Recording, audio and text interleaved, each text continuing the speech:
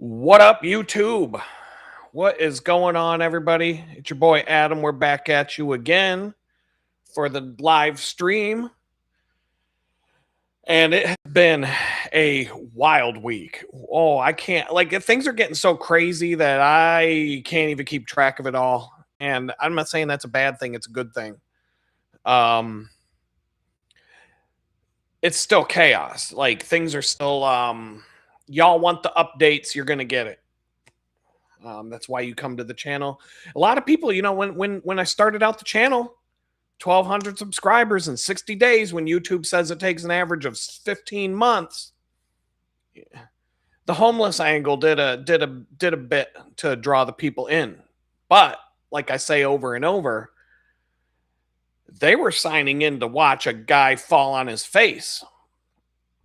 They're like, oh, if I subscribe to this guy today, 3 months from now, he's going to be living under the bridge in Jamestown sucking dick for crack. I got to see this. And then they see this guy starting to get his shit together. And they're like, oh, no, this isn't what I signed up for. And now here we are. We got 3 people in the live stream instead of, where are these 1,200 people that showed up to the party on day one? They're gone. They don't want to see a comeback story. They are the people that bought a ticket to the NASCAR race because they want to see people crash. They want to see balls of fire, bodies on the track, skid marks. They want to see a car fly up into the grandstand and take out a whole family of people on the side of the track. They don't want to see people just drive around in circles for 5 hours and win a race. That's not what they're going to see. And my channel is proof of that. So let me know if there's any technical difficulties. I've made some adjustments. We had an interesting at the members only live stream on Sunday where once again, Las Vegas rules apply. What happens in the members only live stream stays in the members only live stream, and that includes the chat. So if you're late to the party, you're watching the replay, there's 2 of these a week. We're doing this on Thursday and Sunday. I might be changing the Sunday stream to a different day, but for now, that's going to stay. I think I'm starting to believe that I need Sundays to completely decompress and unwind and have absolutely no responsibility at all. But right now, Sunday still works best for me to do the live stream for the members only. Replays for the members only. We'll get into that more in a minute. But during the live stream last Sunday, my internet just done. It dropped like right in the middle of the stream. Everybody got the spinning beach ball of death, and I disappeared for a bit. No internet at all, and it was my router just dropped. My T-Mobile router just went poof, done.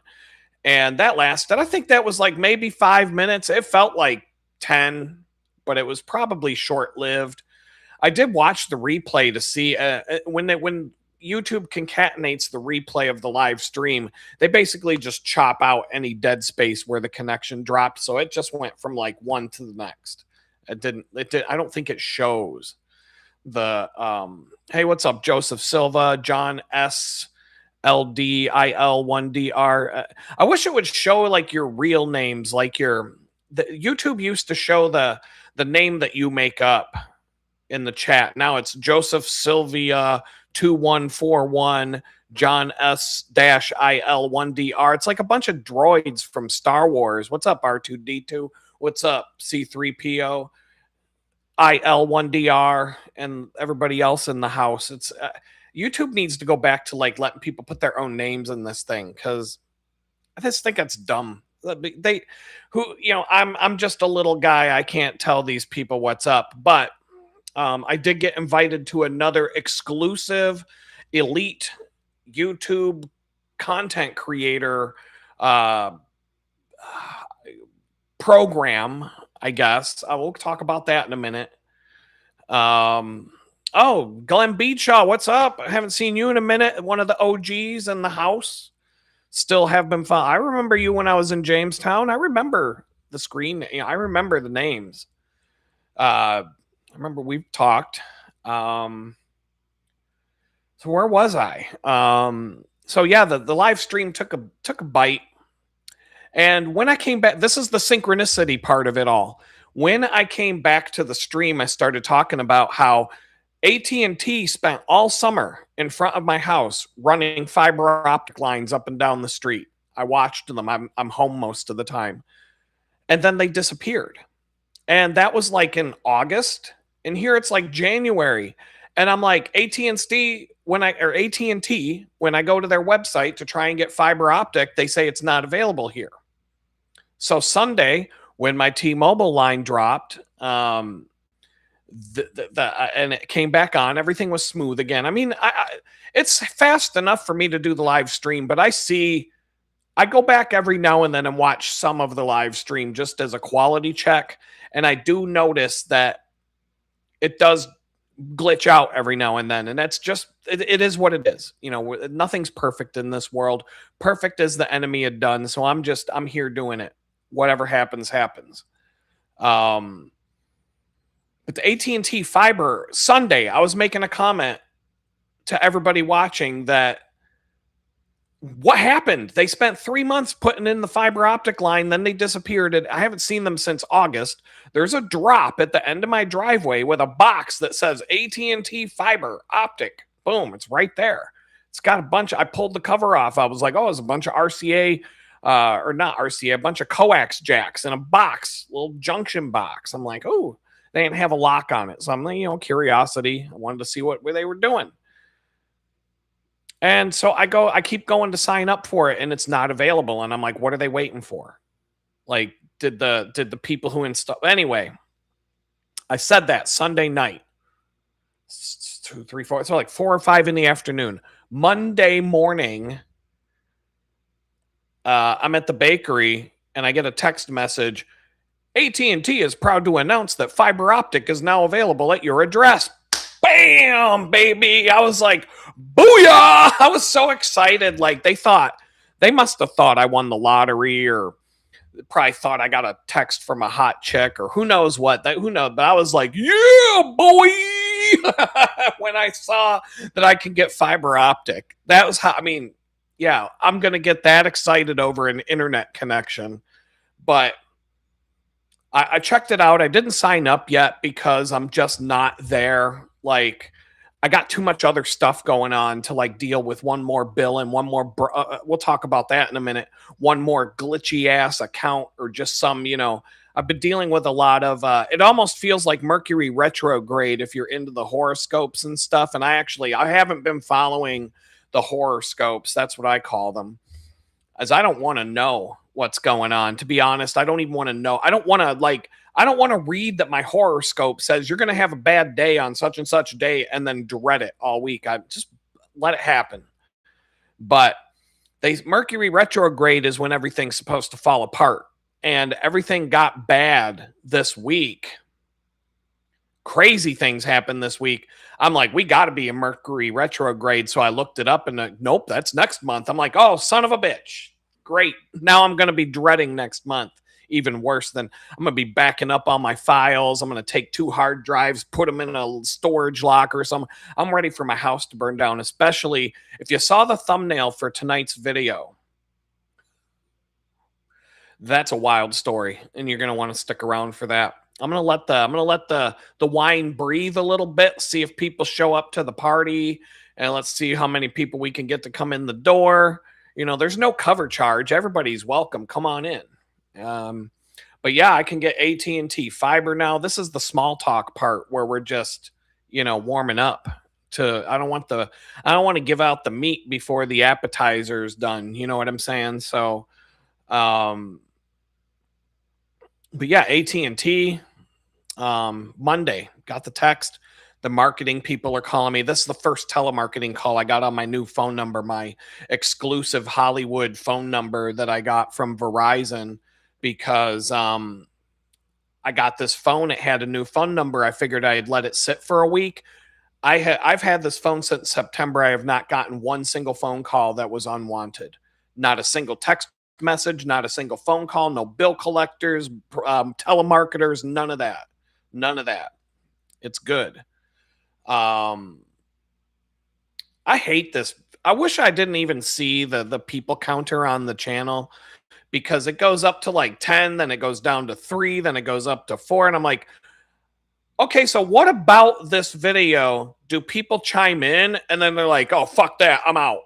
After like 2 seconds, like you don't even want to hear something that somebody's saying, like, is it because I didn't shave today? Like what? Now it's down to 2. It goes up to maybe if it gets up to like 100 someday, then I won't be. If it goes up to like 100 and then it goes down to like 93, I'm not going to be upset. But I'm like, we've been up to like maybe 20, 25 at the most. Somebody keeps track of that for me. Oh, now we're at 6 and it just goes up and down and up and down. But so people jump in, they're like, oh, screw this guy, I'm out. 3 seconds. And you just, yeah, John, you just led me right into what I was going to say. Verizon was down for hours. Yeah, they screwed me out of 2 job leads yesterday. That was yesterday. That was my nightmare yesterday. Number one, I can't log into any system that has a 2-factor authentication that requires me to get a code via text message. So I was locked out of all kinds of crap. I use Google Authenticator for a lot of stuff because it's not text message dependent. In fact, I'm trying to get away from using anything that depends on your phone number and receiving a text message as part of 2-factor. Or have multiple 2-factor options like an email account, a phone number, and Google Authenticator. That way you don't get screwed when Verizon takes a dump and nobody's phone in America works for 12 hours. It was, yeah, that started for me at about noon yesterday. And I thought it was because I didn't pay the bill. And I'm like, I know I paid that fucking bill. I know I paid that bill. I'm logging into the Verizon website. It says your bill is not due until February 2nd. I'm like, I know. What's going on? Like maybe they didn't know that I paid my bill. So I made the right move. I went to Google and I typed in Verizon. That's all I typed in was Verizon. Verizon outage, it says, it gives you all the options of, I think I got VER. Verizon is down is that what you're looking for? Yeah, it is. And then I saw, oh, it's not just Verizon put out a statement saying some of our customers have been affected by an outage. It was 90% of your fucking customers in the United States that couldn't use their phones. It was the entire fucking country. And they're just like, oh, a few users were affected by this brief outage for 12 fucking hours. My phone didn't work until I went to bed. Somewhere in the middle of the night, I got a whole barrage of text messages that were supposed to be in my hands earlier that day. All the 2-factor authentication codes that I missed and a bunch of other text messages that I missed. Plus, I missed out on 2 job opportunities. Hopefully, the recruiters for those job opportunities were also using Verizon and they got fucked and couldn't reach out to me and talk to me one-on-one. Like I was supposed to get a phone call from one, couldn't call. Hopefully that I don't even care anymore. Like that doesn't even, I am so sick and tired of that job market because I don't let people treat me like shit. If you disrespect me before you hire me, then that's an obvious sign that you're going to be a shitty company to work for. So let's just part ways before we even get together at that point. Let's see. We got Glenn B. Oh, howdy. We got more people in the house. We got Blue Sky. Well, I'm scrolling. Hold on. Oh, Verizon is offering a $10 credit. Woo! I gotta call them. Is it even worth me waiting on hold for an hour and a half and dealing with this dingbat from India to get a $10 credit? It'll probably cost me more than $10 to waste an hour of my time doing it. Do I have? Can I do it on the web? Can I claim my credit on the website? We should get free months for that. They have no problem shutting off your phone the day after you didn't pay your bill. Oh, but when you pay your bill and we don't give you what you paid for, well, that's your problem too. So you just have to learn to be patient. Well, you need to learn to be patient when I'm a day late on my bill, Verizon. if that's how we're going to play this game, fuck.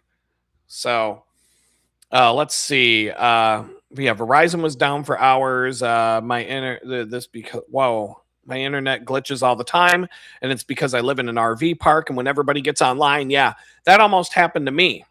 I was going to move into a RV park with a small, tiny house situation, but I went out there and looked at it, and I did tests on the internet while I was there. No good. Couldn't do it. I already knew before. I was like, I rode my bicycle 40 miles to look at the place. Had to turn around and ride my bicycle 40 miles home because it was no good. It would have been awesome. It was an awesome location. It was in the middle of the national forest. It was beautiful, beautiful area. I would have loved living there, but everything happens for a reason. Same here, Glenn. I live in a single wide with everybody using Wi-Fi. Yeah, I mean my house, this place that I'm living right now, it's basically a single wide trailer or single wide home that was gutted and opened up so that there's nothing in the way, I guess you could say. Like, it's all wide open space, and it's got like one room, two rooms, and a bathroom at the end. I like it. I mean, it's cozy and it's clean, and I don't want to live here a whole lot longer, but I'm riding this out till the end of my lease 100% for sure. And then I go month to month, which gives me the advantage because the advantage to the landlord is he could turn around and raise the rent anytime he wants after that year is up. Give me 30 days notice. Next month, you got to pay more. That's it. I got no recourse. But at the same time, I can go look for a new place and I'm not breaking a lease. I give them 30 days notice. I found a cool place. Do I want to go to live on the beach in Galveston, or do I want to go find a place, around here? I don't know. Like, I'm going to let that sort itself out when the time comes. I'm open-minded. But I don't know what my circumstances are going to be between now and then. I don't know where I'll be working. I don't know what I'll be doing. There's so many things up in the air. So like YouTube, once again, I have a new agent, rep, whatever you want to call it, the person at YouTube that I can contact when I need a person to talk to. It's no longer the faceless company without a human being. And I was in a meeting with them today, a group. There's a lot of us in this thing, but it's another one of these programs for elite content creators, they call it. I was hand selected and chosen for my potential for growth, et cetera, et cetera, et cetera. And I'm like, you guys are blowing all this smoke up my ass. And yeah, that's great that I'm in this program. I'm going to get swag, and I don't know if I'm going to get paid for this one like I did last time, but hand selected. And I'm like, okay, so I brought up my shadow ban. I got a new agent. I was like, yeah, I'm shadow banned. I got 1,200 subscribers in 60 days. And then my channel was locked. I haven't had not one new subscriber in 16 months, yet I post videos anywhere from 2 to 5 times a week. That's a shadow ban. I could post a video. I could make a new YouTube channel with one video on it, and it's an hour-long video of fish swimming in a fucking aquarium, a goldfish swimming in a bowl for an hour. I could take a video that I made of a goldfish swimming in a bowl for an hour, make a YouTube channel out of it, and have one video. That channel will get more subscribers in 16 months than I get in 16 months. That's a fucking shadow ban. Okay, YouTube, that's a shadow ban. We all know. I know you're not allowed to say it publicly that you shadow ban people, but we all know you fucking do it. You say the wrong thing. It started the day I said COVID was a scam. I said COVID, and I talked about why somebody I knew died when they took the vaccine. I gave them all the reasons why. And then when my video was published, it had a big warning from YouTube on it saying, Adam's giving you misinformation. We had to put this warning on there so you don't believe the wrong thing because Adam doesn't know what he's talking about and blah, blah, blah. They didn't kick me off YouTube. They didn't ban the video. They just put a warning on it. And then my number of impressions in YouTube Studio dropped to nothing. I'd get 30,000 impressions for a new video post, it went down to like 50. Boom, done. They crushed my channel in a day, and I haven't come back since.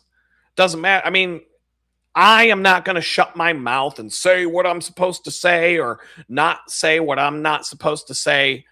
Fuck that. I don't care. If I get kicked off of here, you can go to that link at the top of the thing here, links.litgood.com. That's where I'll be. I'll probably be on X, BitChute, who knows? I'll be Rumble. You know, I'm not using any of these other platforms currently because they were all crap. But YouTube was growing, so I stuck with it. Now I've been hand selected, they say, to be in this new program for elite content creators that have potential for huge explosive growth. And I'm like, well, yeah, I do. If you would fucking take the lock off of my box and let me grow. You know, there's people out there saying worse shit than me that have grown exponentially. There's a guy, I'm not going to say his name today because it doesn't matter. There's a guy I became friends with on YouTube that had 1,000 subscribers at the same time I did. And he's up over 10,000 now. And I'm not saying, like, this isn't why I'm doing what I'm doing. If it was, I would have quit. If money and fame and subscriber count and all that crap was why I'm doing what I'm doing today, I would have quit months ago. I would have quit a year ago. So this is not what I'm doing it for, but I'm pointing out that I don't understand why they keep inviting me to all these exclusive things where people with hundreds of thousands of subscribers get invited to. I'm like, did you look at my subscriber count lately? Like, when you invited me to this thing, did you look? Did you see where I'm at? Like, an aquarium, a goldfish swimming in a bowl would get more subscribers than me in 16 months. But no, you invited me to this thing, even though I'm shadow banned. And then when I say I'm shadow banned, they're like, no, you're not. Yeah, I am. Yes, I am.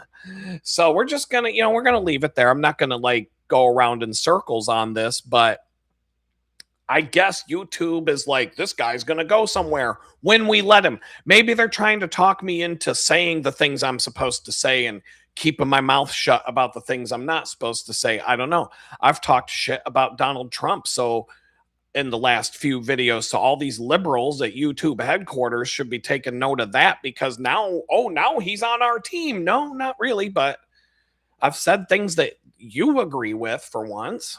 So, I mean, I'm an equal opportunity hater. I don't like anybody. I don't like them all the same. I do not discriminate against those I hate. Everybody's got an equal chance for me to hate you. So, especially politicians. So, I mean, there's only like one or two I've ever liked. So, they all got a chance for me to put hate on them. But anyway, things are moving. This whole week has been, I can't even keep track of it. Look at my face. Look at my face. It's Thursday. It's freaking I blinked my eyes on Sunday and opened my eyes and it's Thursday. What happened here? I don't even know. It was Sunday, now it's Thursday. Blue Sky says, I just saw a 2-month video of yours in my feed with 214 views. Impressive. Yeah, that's okay. My homeless videos were getting like 4,000 views in a span of a week. So, I mean, I don't know. I mean, I've seen different numbers, but the positive thing is, back when I was homeless and I'd get 4,000 views on a video, I would say 90% of the traffic would drop off after like 10 seconds. 10 seconds. Because people do that. They start watching a video, they're 3 seconds in, they're like, oh, fuck this. My short attention span can't handle this. He didn't get my attention in 3 seconds, I'm out. So when the subscribers, when all the numbers started to drop, the engagement shot up. So now when it says 200 people watched a video, 150 to 170 of them will watch the entire 3-hour video.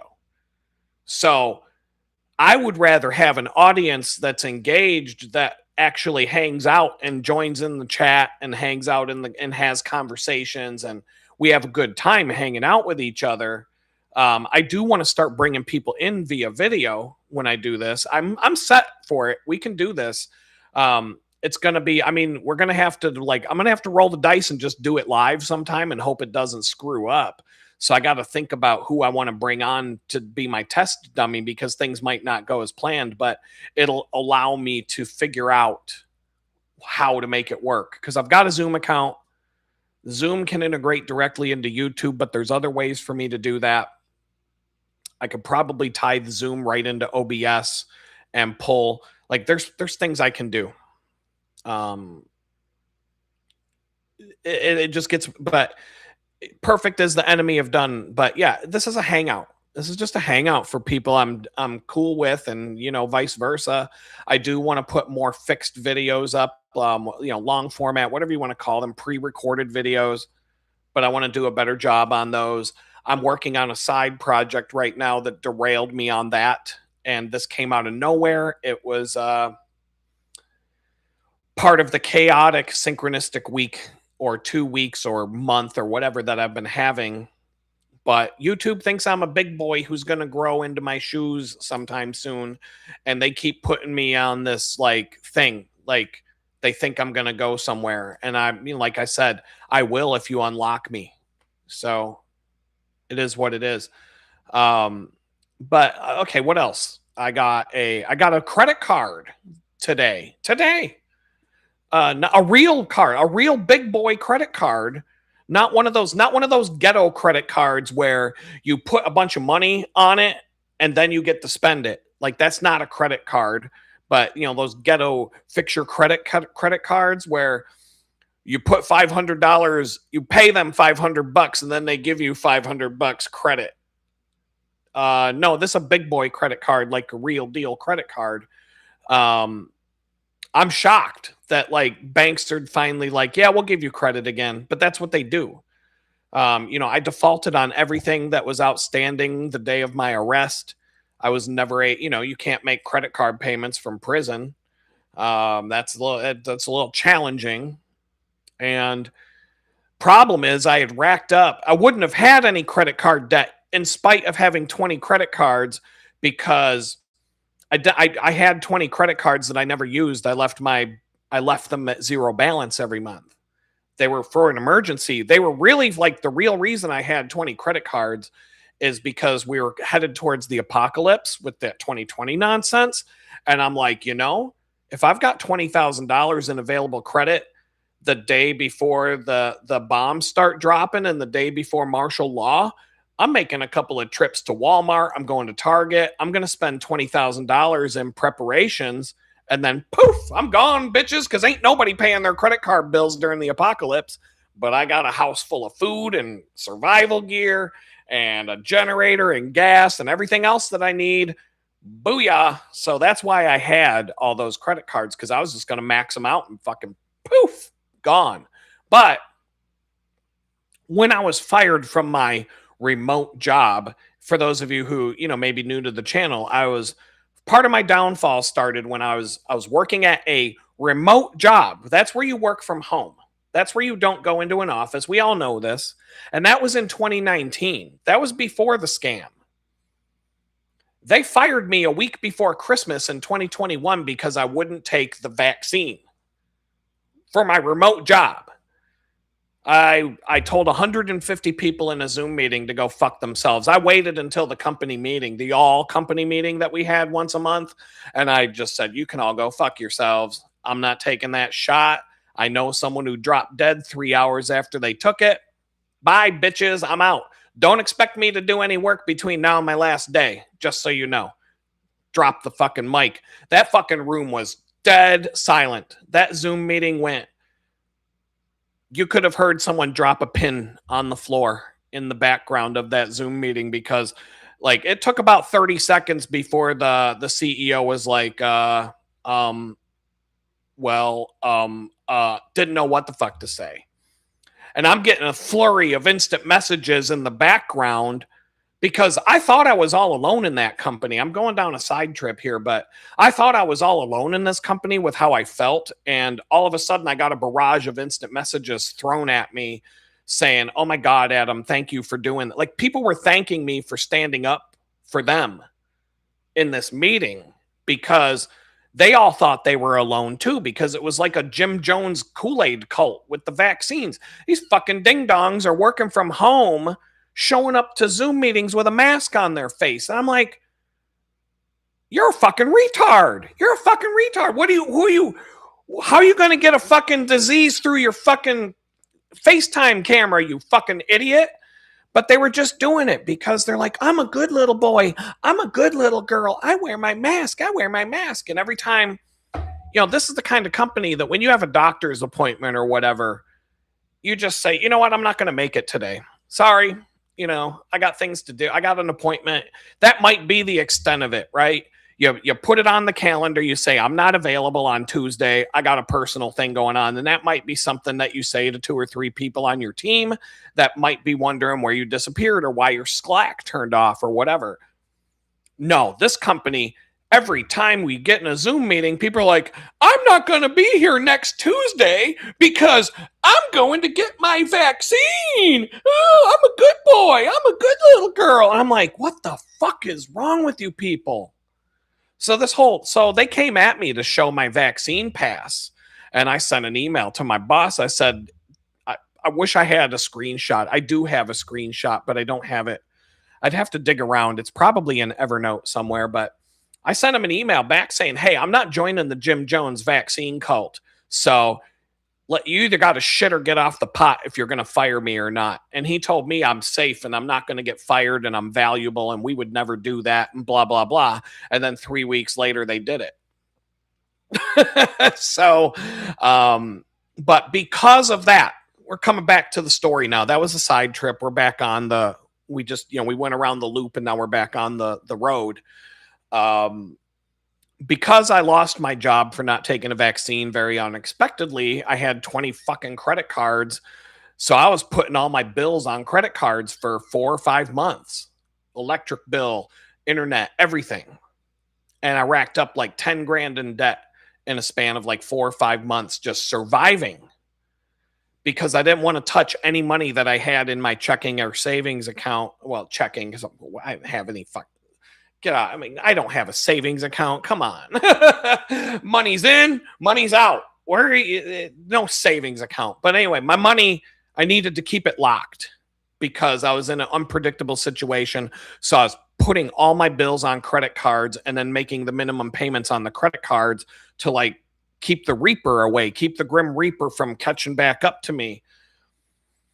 And so when I found a job, I was 10 grand in debt, but I was making bank. I was working as a user experience design lead for a major corporation. I was making like 150 grand a year. My take home pay was like 4 grand every 2 weeks. I was paying that debt down. I was down to $4,000 in debt in 4 months. So I paid 6 grand of debt off in 4 months. And then the FBI drove a tank into my fucking living room and hauled me off to prison for a mean tweet. And that was the end of it. So I ended up defaulting on that 4 grand because you can't make credit card payments from jail. And so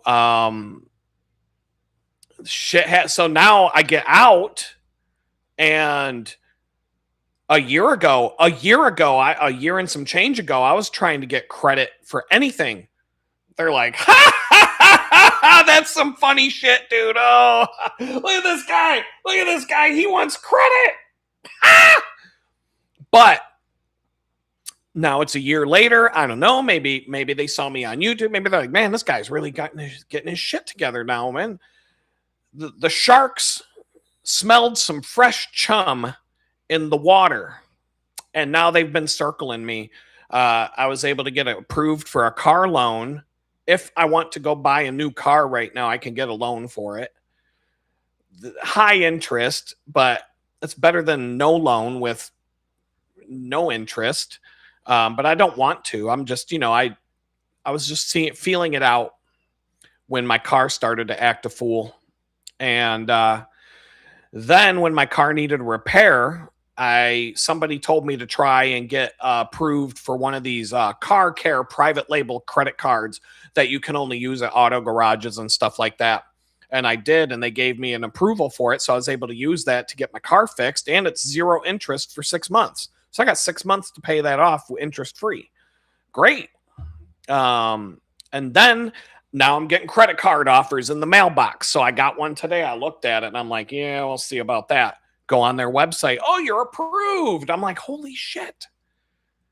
I'm a big boy. I'm a big boy now. I got a credit card. Ooh, but I'm not one of these people. I'm not going to go out and spend all that money. That's not how I roll. Credit cards to me are emergencies, or you need to pay for something that you don't trust the company. It's a lot easier to get your money back if you use a credit card, etc. And I think the one thing I am going to do when I get the credit card is I'm finally just going to go join the gym. Because that was keeping me from joining the gym. I didn't want to use a debit card linked to a checking account to pay for a gym membership, because once you join the gym, that's like becoming a made man in the mafia. You can't leave. There's only one way you can leave the mafia after you join the mafia, and that's in a box. So that's the same thing. That's what they do at LA Fitness. You join, you can't cancel. You gotta send a certified letter to this place, and it's got to be postmarked by a post office in Timbuktu, and it has to be on a full moon. It has to be postmarked at the equinox, and and you have to talk to the manager who's never at the gym, and yeah, it takes like 8 months to quit a fucking gym membership. So I'm just gonna throw that on this credit card, and then I'm gonna just call the credit card company and be like, lost my card. There you go, LA Fitness. No more money for you. But I'm going to LA Fitness because the only thing there's 3 things that are going to motivate me to go to the gym. Classes. I looked into yoga classes. I looked into other classes that cost more than the gym membership. But if I have a membership to this gym, I can go to yoga classes, spinning classes. They have other classes I could do, but the yoga and the spinning class, yeah, I ride my bicycle 4,000 miles in a year. Why do you want to ride a stationary bike and pretend you're back at Club Fed? Probably because it's good workout. and I need to lose some weight. I need to drop pounds. It will make me a better cyclist. There's a lot of other things that go with that. And yoga class, I need to fix my broken back. My body is a train wreck now, and yoga would probably be the best thing for me. And since I'm there to take a class, oh, look at that. There's a bunch of weightlifting machines. I'll lift some weights and I'll, do this and that and the other thing. And they have a pool, a hot tub, a sauna, and a steam room. That's what's bringing me there.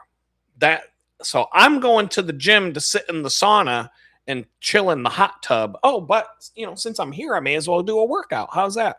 And I will go because I'm a hermit right now. And 1 or 2 days a week at the gym on the day, I've got 4 days a week to do what I want, or it's on the way home from the bakery. I could go. I mean, am I really going to feel like going to work out at a gym after the bakery shift? I don't know. And yoga class. I mean, hey, what better motivation for a guy like me to go to the gym than girls in yoga pants? I mean, come on. That's worth the price of admission alone. The problem is, once these girls see me trying to do yoga, game over. My game is cooked at that point, especially now. I tried doing a yoga workout at home and I thought I was going to die. And I was actually getting pretty good at it in Club Fed because I had a personal trainer there, and I was getting pretty stretchy. I was able to bend up like a pretzel in terms of my body. I was actually impressed with the flexibility that I gained from doing yoga for 4 months. But I'm telling you what, if I go to LA Fitness and go to yoga class now, my downward dog is it's going to be a bit sloppy.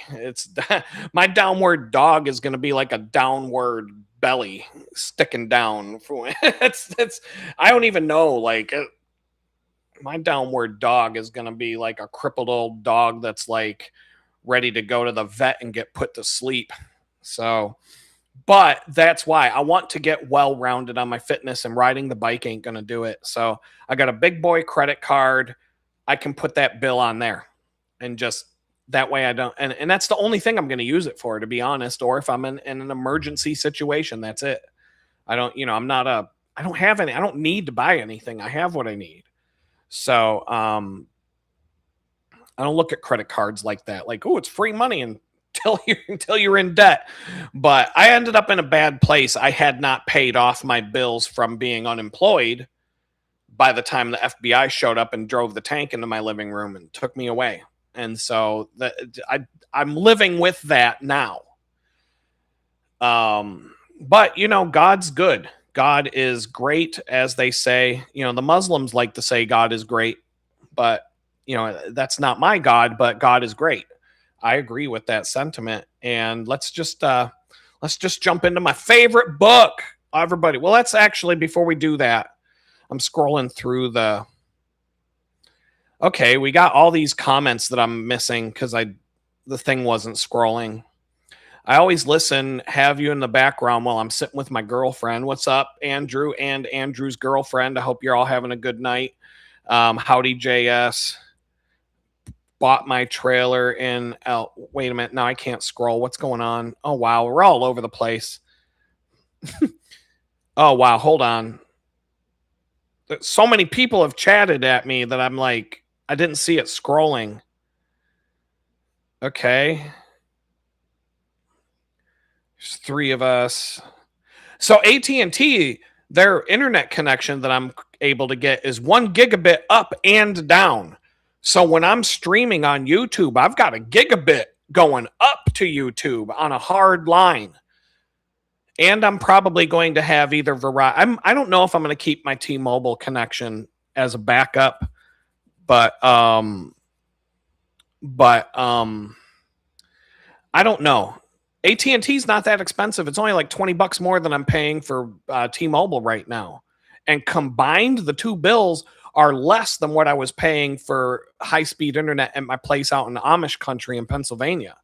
So I don't know. Adam, you're the most interesting person on the internet, telling it straight up. There's a few other guys, but you're not shy of getting to the point. Yeah, I mean, I know I follow the other guys, and they got like 100,000 subscribers, and I got 1,200.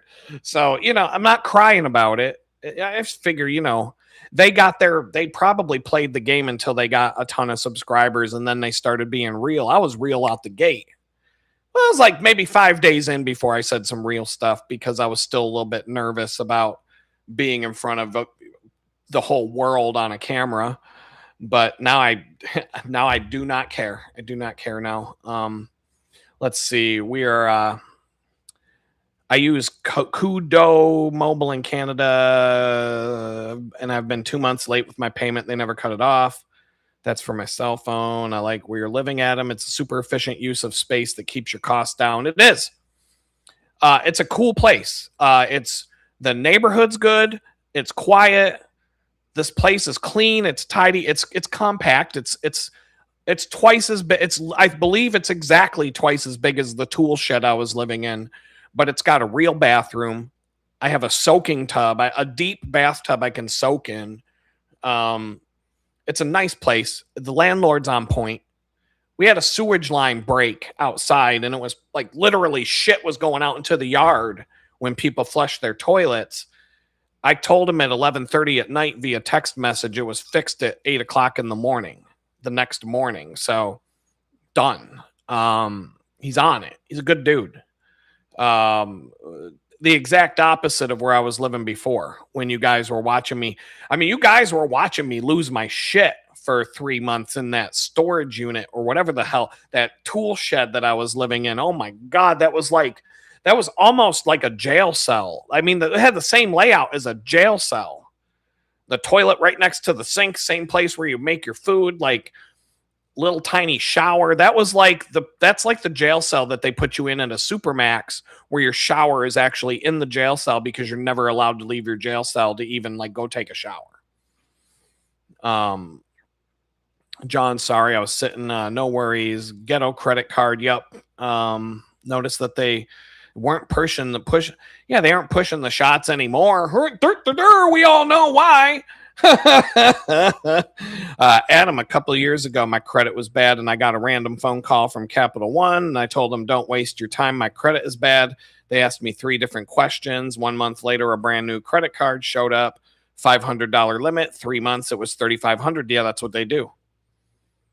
When I was building my credit, back when I had 20 credit cards, my first credit card came from Capital One, actually. And they gave me same thing. They gave me a $500 limit. 3 months later, it was like $2,000. And then all of a sudden, they gave me 3 more cards, and I had like $10,000 in credit available from them alone. And then I had a bunch of other cards. I was rolling in credit, but it was helping my credit score because my utilization was almost zero.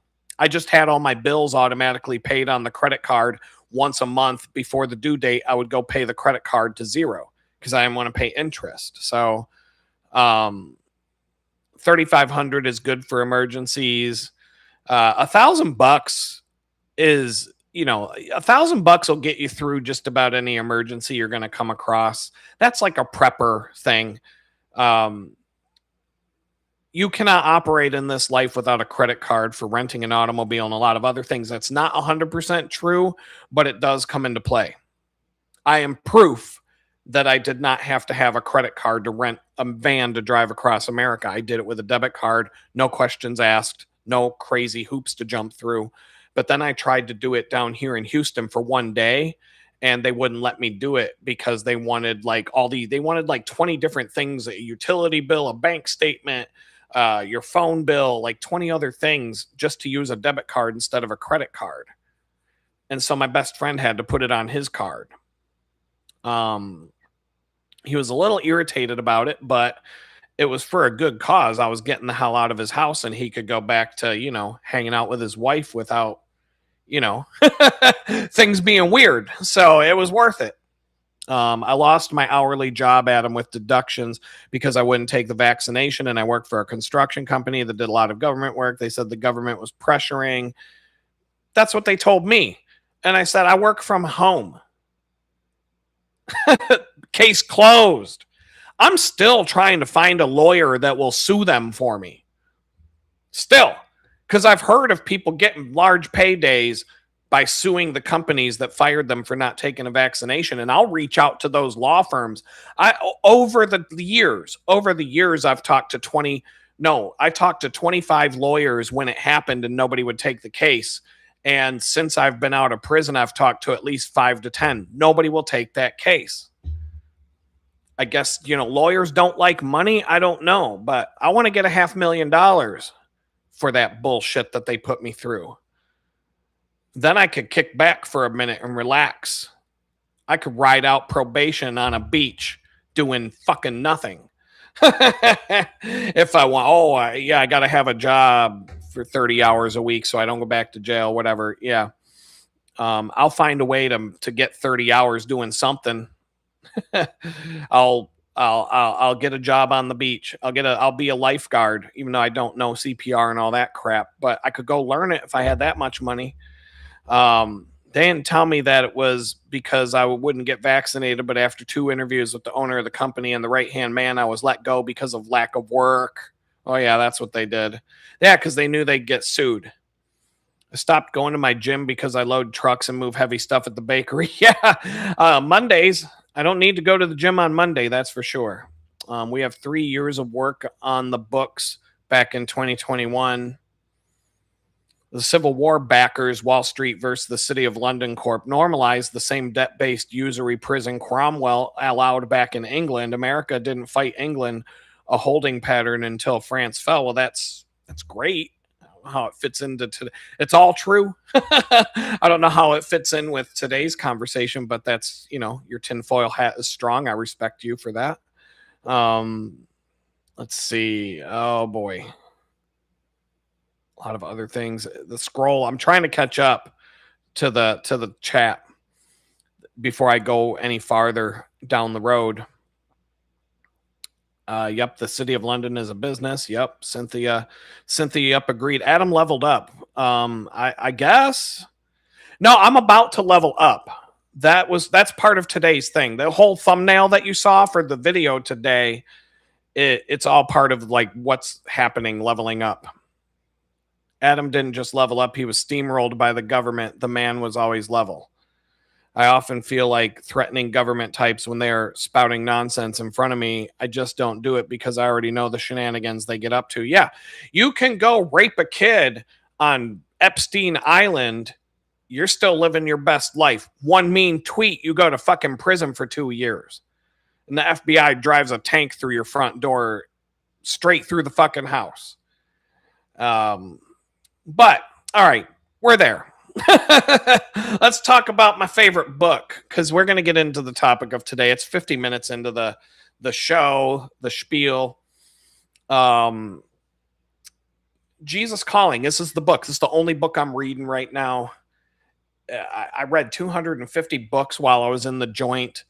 I'm booked. I'm overbooked. I am done with books for a while. I'm helping somebody write a book, but that's different. I've read that same book about 150 times now. The same book over and over again. That's different. So I just went here because, sometimes before I go to do the show, I'm looking for content, and I pop up to Jesus Calling and I'm reading it, and I'm like, it fits right in with what I was going to talk about today.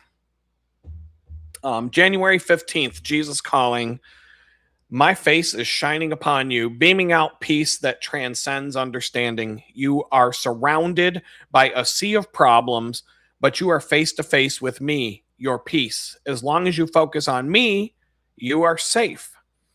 If you gaze too long at the myriad problems around you, you will sink under the weight of your burdens.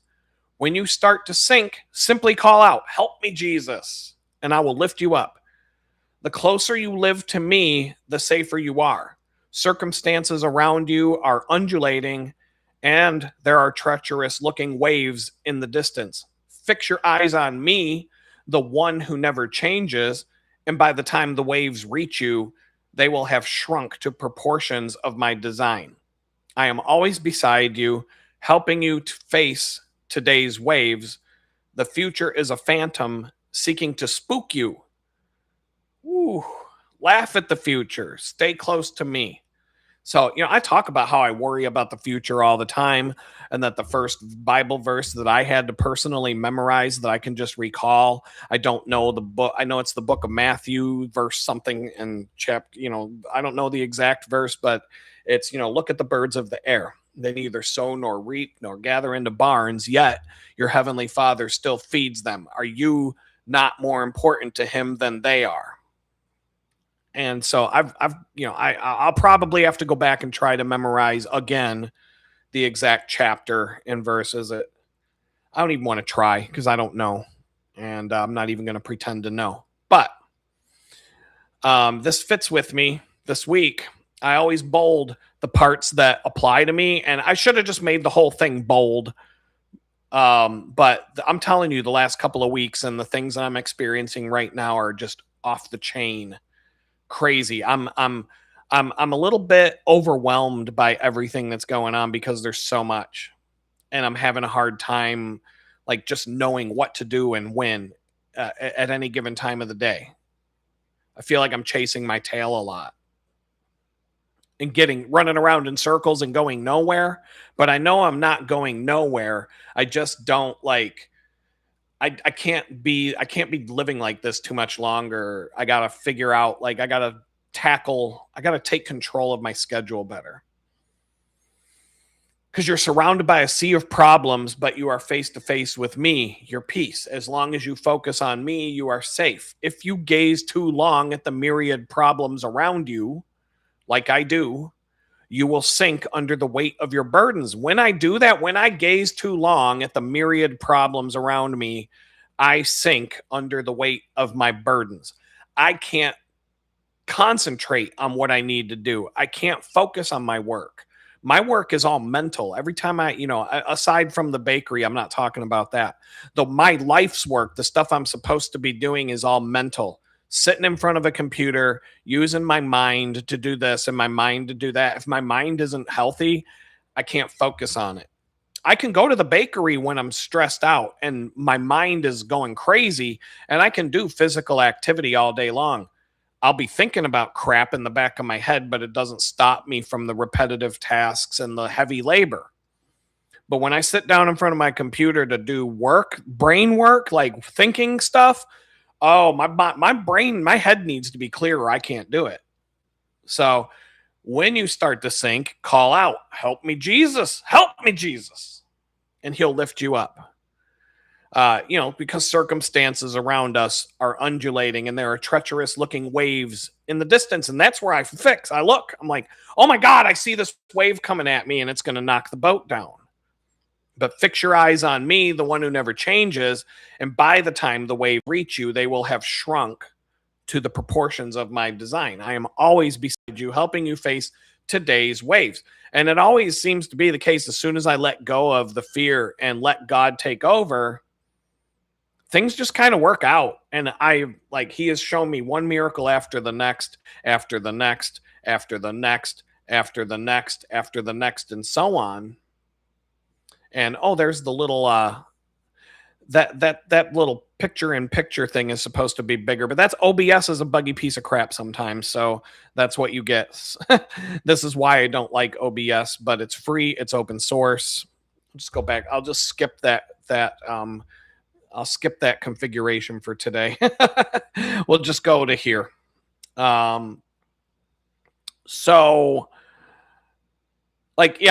money's still not where it needs to be. My income's, low. I'm still struggling to get from one month to the next. I don't know how I'm going to pay my rent next month. Don't know. That's how God's having me live for the last year. I just don't know. How am I going to pay this? I don't know. It's going to happen. Money falls out of the sky. Something shows up. Digital chicken bucket. Somebody drops money in there. It just comes out of nowhere. It's getting better. It's getting easier. But, as it's getting better, the problems are becoming more and more. I wouldn't be able to handle the problems I have today a year ago. It's like Biggie says, mo money, mo problems. And that's the truth. It doesn't matter. I could be making 200 large and I'll have 200 large problems in front of me, right? It's like, it's like Jay-Z says, I got 99 problems, but a bitch ain't one. Well, I got 99 problems, that's for sure.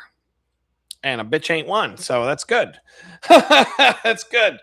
I don't need that on top of it. The last time one of those was my problem, she threw me out into the fucking street to be homeless. So I'm taking my time. I'm in no hurry. I got no room in my life for a girl unless she's a good one. I only want a good, I don't care anymore. I'm not looking for something crappy. I want something good. And that's all I want. I don't want any of this. I don't want the rebounder. I don't want the in-between. I don't want the fling, the one night stand, whatever. I don't give a shit about any of that. I want something good. That's all I want. So anyway, that just brings me right up to this book that I'm helping my buddy write. This is the cover as it stands right now.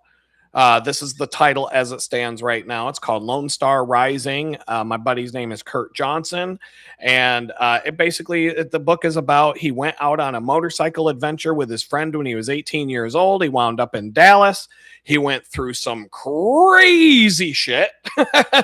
And he ended up having a revelation.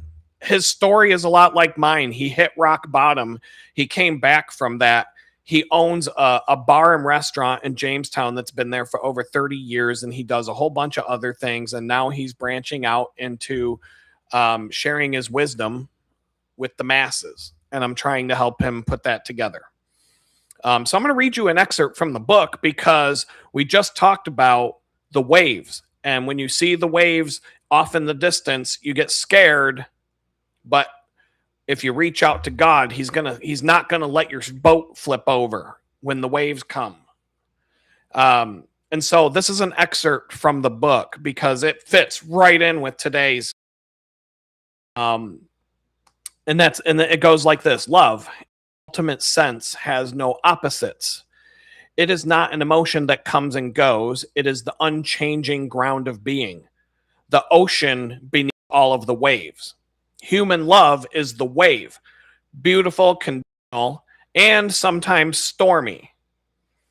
Divine love, or what I've learned to call the ocean, is eternal, impersonal, and already present. The game of our lifetime is to let the wave of personal love arise inside the ocean that is never threatened by what is happening on the surface. That underlying ocean is your true self, authentic love, not that fleeting emotion at the top. We are waves rising from that ocean, yet fear often tricks us into believing that we are separate. The wave takes control, being the master of the soul, while the soul forgets its power and becomes a slave to the form. But the truth is the reverse. The soul is the master of the wave, for it is the ocean experiencing itself in wave form. You are both the ocean and the wave. The essence of the ocean is love. You are a wave in a sea of love. Fear creates the illusion of separation, letting us feel cut off, lost in the crash and the foam, forgetting our authentic essence is love. Too often we accept this illusion, too lazy or too afraid to look deeper and remember we never left the ocean at all. Consider the story of Jesus and his disciples crossing the Sea of Galilee. A violent storm suddenly arose, waves crashing over the boat, and the disciples, seasoned fishermen, mind you, they panicked, convinced that they were about to drown. Meanwhile, Jesus slept peacefully in the stern. In desperation, they woke him crying, "Teacher, don't you care if we drown?" He got up, he rose, he rebuked the wind and said to the waves, "Quiet, be still." And instantly the storm ceased and the sea grew completely calm. And the disciples were left in awe, asking, "Who is this? Even the wind and the waves obey him." And in that moment, Jesus embodied the undisturbed ocean of love beneath all the chaos, showing that the true master does not fight the wave, but commands it from the stillness within. Just as Jesus calmed the storm from inner stillness, we calm our waves by choosing the ocean beneath. Fear is the only thing that appears to separate us from that ocean, yet the discomfort caused by that fear is the only thing capable of returning us to it. Just like a battery, the outgoing charge and the return charge are the same current, separation and return. Sin, missing the mark, if you will, and redemption. Death and resurrection. It's all electricity doing what electricity does. And just as the ocean is a vast body of water, so are we. Our bodies are roughly 70% water. Vessels where physical matter intersects with the spirit realm. Our emotions ripple through that inner sea, creating invisible waves we feel in every cell. What you think about, you bring about. He talks about this a lot, and I've been mentioning this and I've been using that phrase a lot myself. First comes the word being charged positively or negatively. Then the word becomes a thought, and contemplating that thought becomes a feeling. Holding on to that feeling then becomes an emotion. Negative words that lead to negative thinking lead to negative consequences. Your negative thinking leads to doubting anything positive. It becomes an addiction and it becomes a fear-based prison. And so that's the excerpt from the book that went right along with what I was saying. And I can tag on to that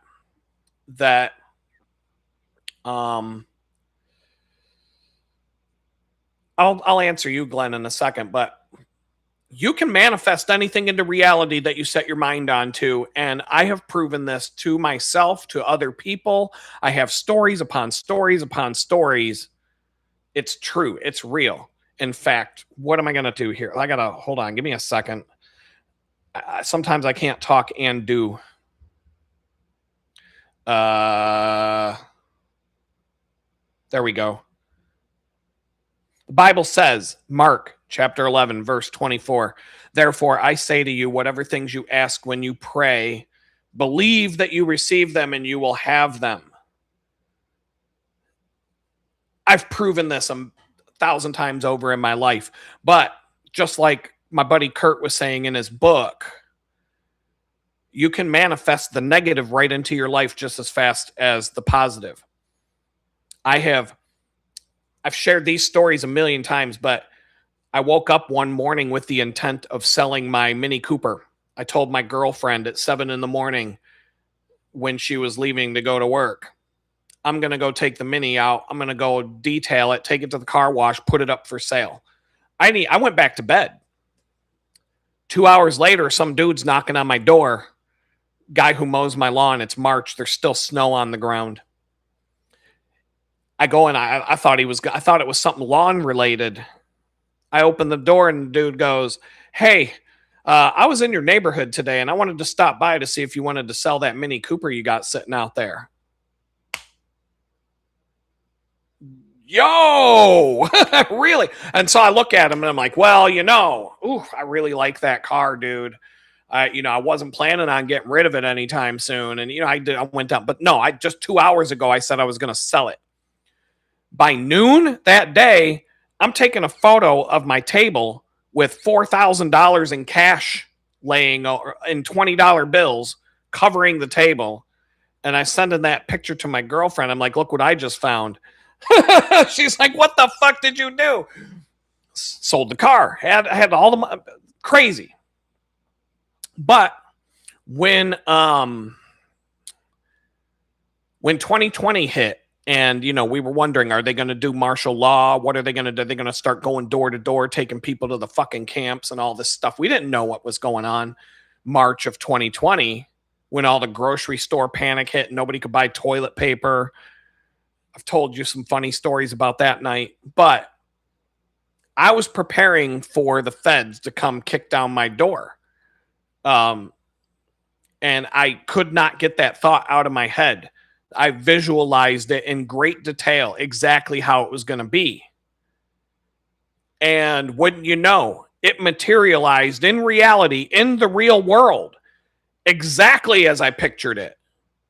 The same fucking tank parked in the same spot after they backed it out of my house and left a big hole in the fucking house. All of it, everything about it happened as my visualizations pictured it happening. I materialized that fucking thing into reality by dwelling on it. And so it happened. I can do it. I can make positive things and negative things materialize out of nothing. The same way that the Bible talks about this all the time. Now, if I ask God, hey, God, can I have a brand new Mercedes next week? That would be awesome. And, even if I believe I'm going to receive it, I'm probably not, it has to be in alignment with God's will, but it doesn't have to be in alignment. I don't even know how to explain this shit. It works. It happens. I can do it. I've done it. I've done it a lot of times since I came out of prison. I've done it many, many times. A lot of these miracles that you see taking place are manifestations that come into reality because I just believe it's going to work. But I don't know how. I don't know when. I just know it will. Getting a car. This freaking camera. I signed up for a contest to get a camera because I wanted to do some action footage. And they picked me out of 270,000 people to win the camera. These things, I still haven't used it, but I know what I'm going to use it for. I'm just, one thing at a time. I got too many things on my plate. God gave me all this camera equipment for a reason, and it's gonna come out. I am an up and coming, hand selected elite YouTube creator according to them, but I'm shadow banned too. like I was saying earlier. So I don't know. Like, whatever, YouTube. We'll see if the new human being rep that I got at YouTube will shadow ban me, and all of a sudden people will start watching.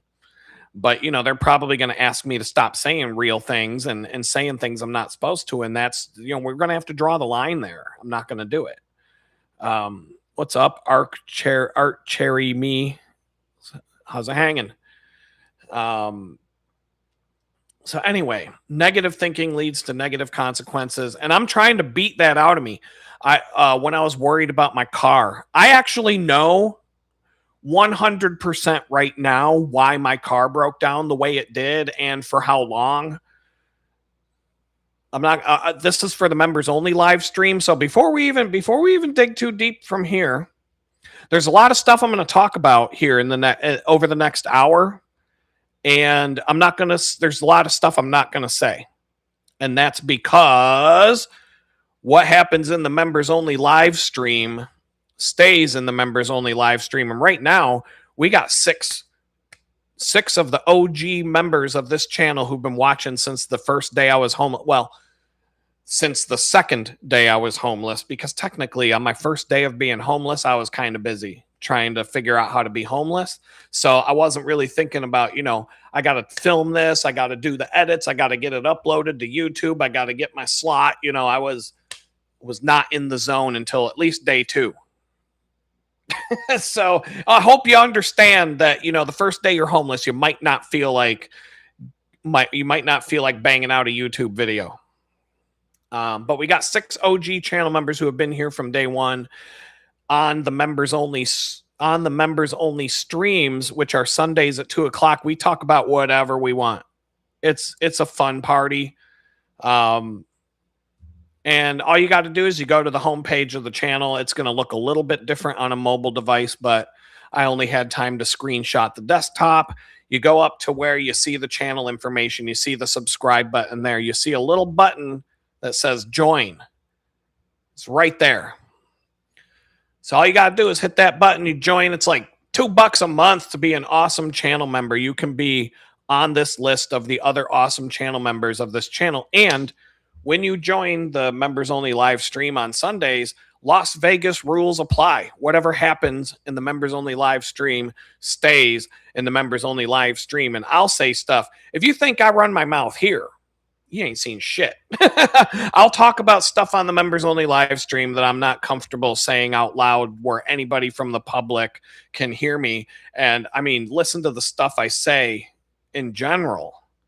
What could it possibly be that you don't want to talk about to the whole world that you're all of a sudden Adam's got a filter?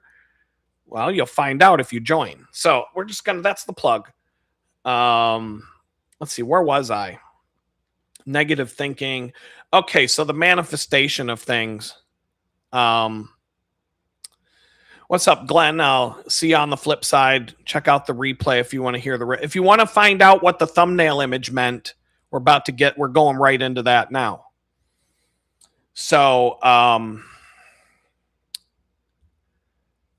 don't have like a script, so I got to get my thoughts together. I have some little bullet points to keep my mind on it. But, we're talking about the passage of time. Kamala Harris had that wonderful quote.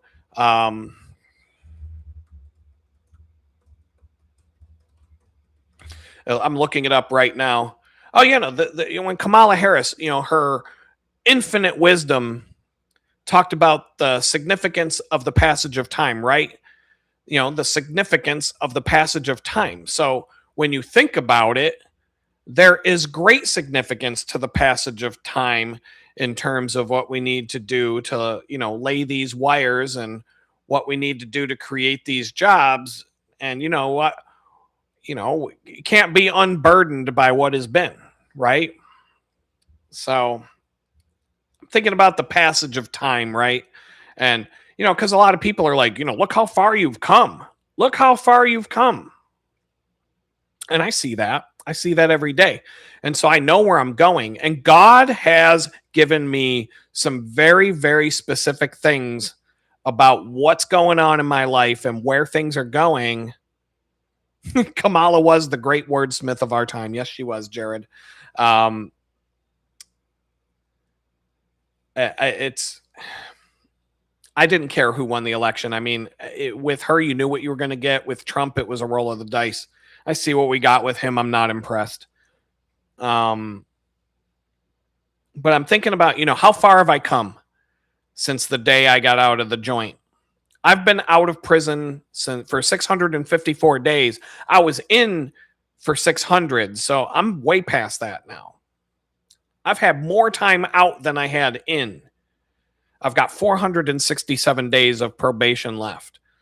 It's been 29 days already. Now, here's the funny thing. I'm going to get into this in a minute. Passage of time. 29 days since the probation officer was here, but it feels like he was here last week. Like, it feels like he was right here. 492 days I've lived in Texas. That seems unreal. That time has gone by really fast. I've been in this house. I've been living where I live right now for 230 days as of today. That has gone by really fast. I'm more than halfway through the lease. And I'm like, I just feel like I just moved in. I don't even have a couch yet.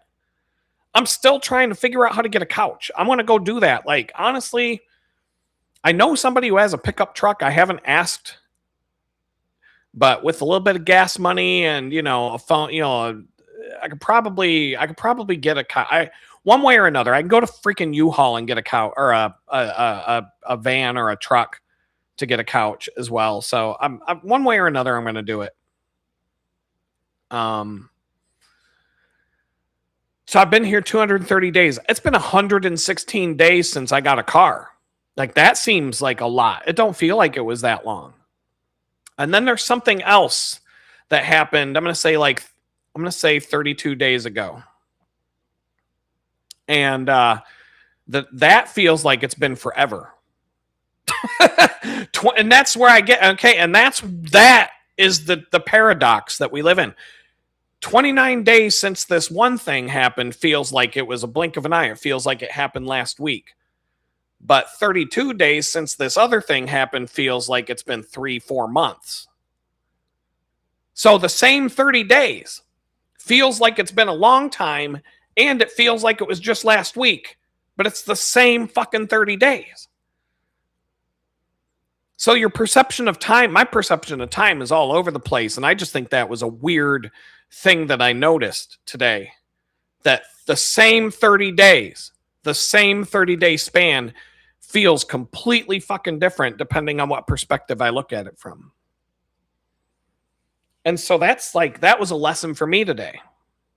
I was talking to the bakery girls about bakery time. And I said, to them, because I'm a clown. I tell stories.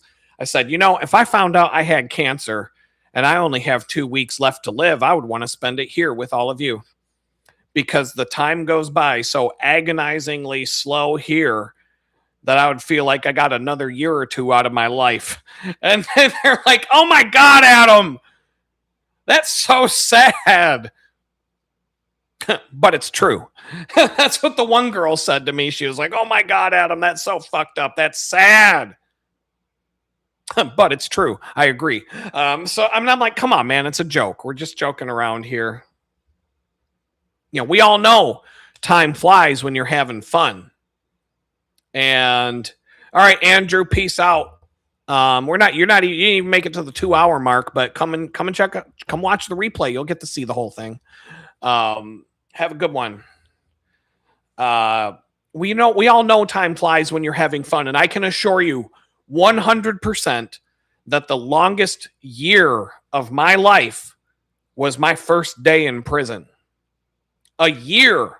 This last year of my life has gone by faster than the first day in prison.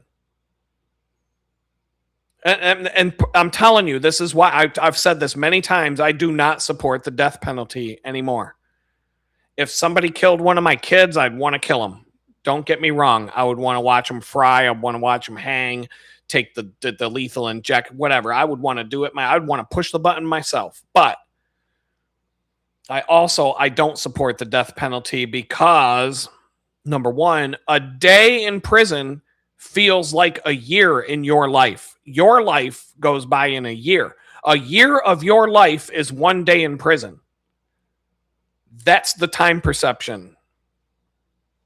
I feel like I was incarcerated for 600 years.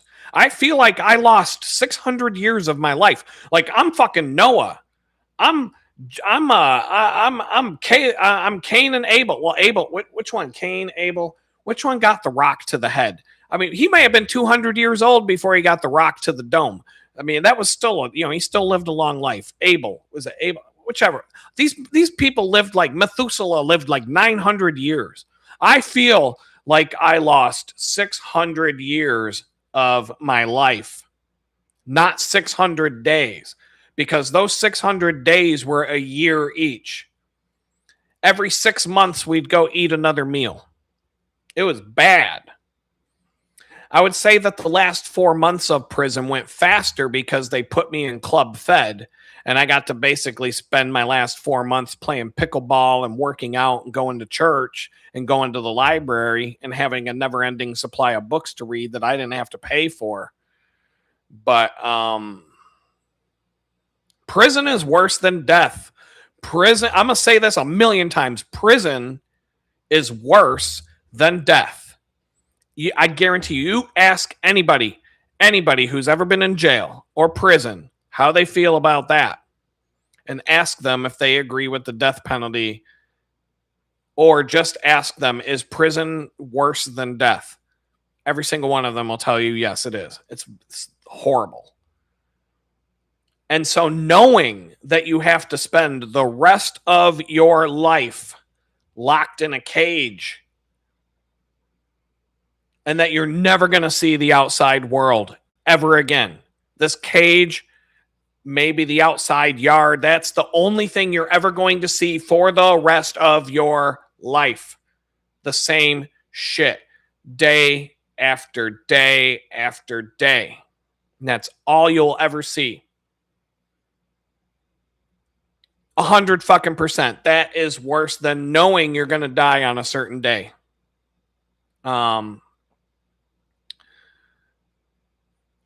I would, if I knew that I was going to spend the rest of my life in prison, I would rather die. I would want to die, and I would be glad that it's finally over on the day that they're marching me down to the chair. If I had to spend life in prison, I would rather know the day this is going to be over than wonder I'm going to sit in this cage for the rest of my life, whether I live another year or whether I live to be 102. I'm going to be in this box, never, ever, ever seeing anything outside of this place ever again. And it is a horrible place. It is a horrible place to be. And if you're in death row, or if you're in a life prison situation, oh, it's even worse. I didn't see shit. And I watched a guy get stabbed to death for a fucking bag of potato chips. And I keep saying this, it wasn't the bag of potato chips like on the shelf at the grocery store. This was the little tiny fucking bag of chips that you would get in your orange little Halloween bucket when you went trick-or-treating and you were 6 years old. That somebody got stabbed. Their organs were falling out on the fucking floor while they ran across the room holding their hand over the holes in their body and trying to keep shit from falling out of their body while they run. And I didn't see shit. That was light. That was low security. That was like lightweight prison stories.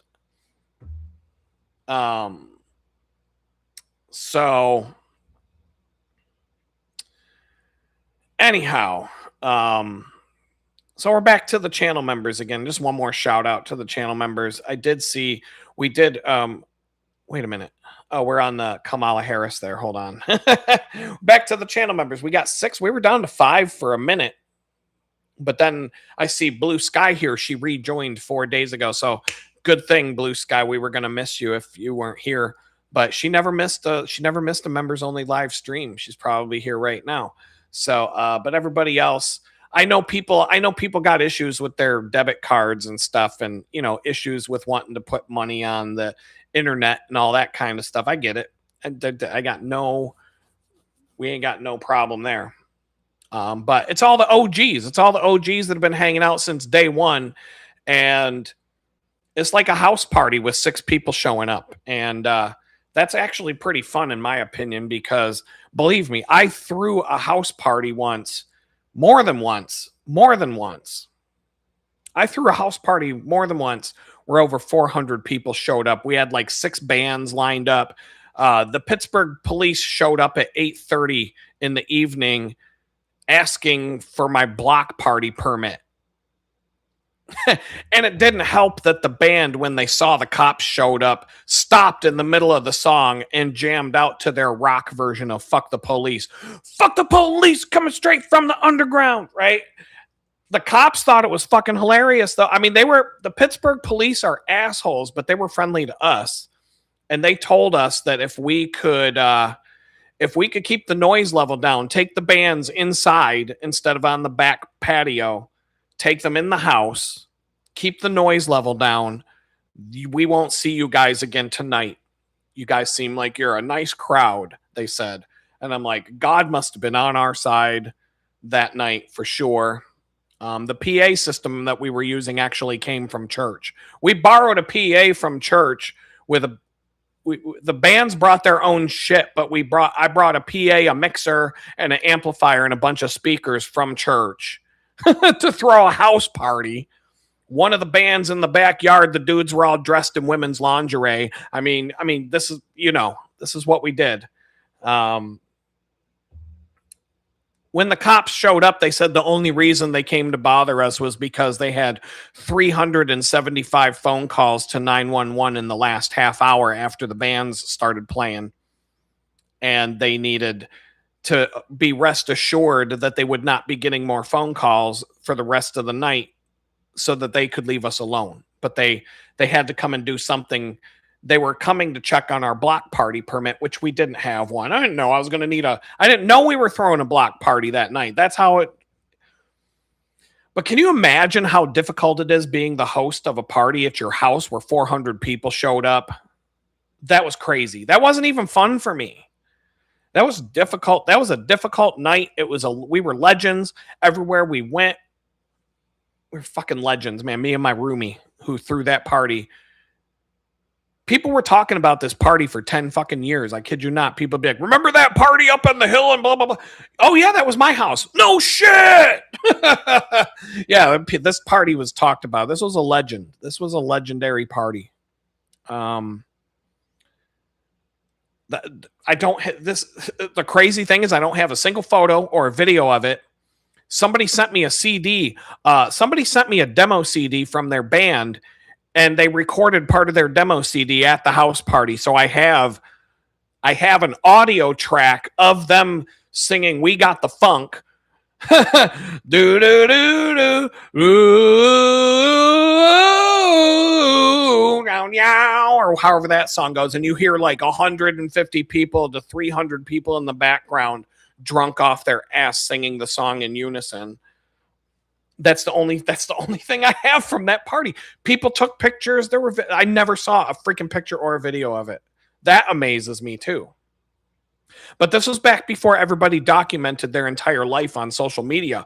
Our cameras still had film in them. Our phones didn't take pictures yet. The internet couldn't show a video. That was unheard of. Nobody had the bandwidth for that. You had to dial in with your phone line. Cable mode. I mean, cable internet was out there, but it was just in its infancy. So we weren't there yet.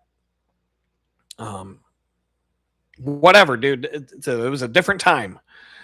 But I'm talking about this. So we got the members. And so the reason why I'm bringing up the members again is because what I'm about to say is a watered down version of stuff I'm talking about on the members only stream, but it's worth talking about because there's some stuff going on in my life that I don't want to talk out loud about yet, but it's good stuff. But God has spoken to me. Okay. You saw the thumbnail. You know how the Bible says God used to just float around in the sky and in a black cloud with smoke and lightning and fire and brimstone and all that shit. And he would just yell at people from the sky. Moses, do this thing, or Noah, I am God. Right? Or how are you? You need to build an ark, and Noah's like, what the fuck's an ark? A boat. Duh. What's a boat? According to some scholars, there was no water on the earth at that time. There was no lakes, rivers, streams, oceans, anything. It was all land. So Noah, he's telling Noah to build a giant fucking ark, and Noah didn't even know what a boat is. And God's yelling at him from a cloud, scaring the living shit out of him. He's like, but I'm going to give you 150 years to get this done. So take your time. But when your boat's done, when your ark is done, your boat, whatever, you don't even know what this is. You build it. I'm going to tell you what it is. You build this thing, and you're going to see some crazy shit, dude. You better hurry up. But by hurrying up, you're going to get 150 years. So, don't be under too much pressure. I always say God talks to me all the time through synchronicities and all the signs and wonders that he throws at me. It's unreal. I share a lot of them. The Mini Cooper disappeared the second I said I was going to sell it. God sold it. I didn't sell it. I woke up. I said, I'm going to sell my car. Poof, it's gone. I didn't do it. I could barely get my stuff out of the car fast enough for the guy to take it. Like, he was up my ass. Like, come on, man, hurry up. I'm like, dude, okay. I didn't go to the car wash. I didn't do nothing. Just like, here you go. Here's the key. We went. He comes over. He goes and gets the money, and he comes back. I took it on a drive just to make sure it drove. And because it's the middle of winter, I wasn't driving it much. Like, God does this stuff all the time, and he gives me synchronicities, and he tells me things, and he's been telling me things and all kinds of stuff going months. And I share them with you a lot. If you watch this channel, you get it all the time. Hidden messages, synchronicities. He just tells me things. And so there's this one thing in my life right now that he has given me a clear and firm message about, like, word for word, with all the synchronicities and the signs and everything. But in reality, in the material world, it's not going according to plan. So I've got doubt, and I keep doubting this. And I'm like, God, come on, dude, for real. Like, I know you gave me like 5 signs last week about this, and they were very specific. And I can't argue that it was a coincidence, but what if that was the devil? What if the devil's messing with me, God? How do I know? How do I know it's a sign from you and not a sign from the devil? Why don't you just send me another sign? And that way, like, send me a sign that I know it came from you. And then God's like, all right, dude, here you go. Here's another sign. And I see it. And I'm like, oh, that was a good one, God. That was great. That was a loud and clear sign. It was very specific. The timing was impeccable. And you nailed it, God. You always do. And so I'm like, okay. And that lasts for like 3 or 4 days, and I'm confident. And then I start to doubt again, because some of the stuff is outrageously outlandish and ridiculous, and it's not that I don't want these things, but it's not registering as even being possible, even though God has showered me with 1 miracle, 2 miracles, 3 miracles. I can count a dozen miracles. I got to put them in my slide deck. I got to make like a miracle board in my slide deck of all the actual miracles I've seen over the last year, because it's nonstop. Even when I'm having a bad day, he'll throw a miracle at me. Money falls out of the sky. That's one. And there's other things, but it's crazy. And yet it's almost like he's preparing me to expect the impossible. And then he tells me, hey, this is going to happen. This thing is going to happen. I have this thing for you. You're getting it.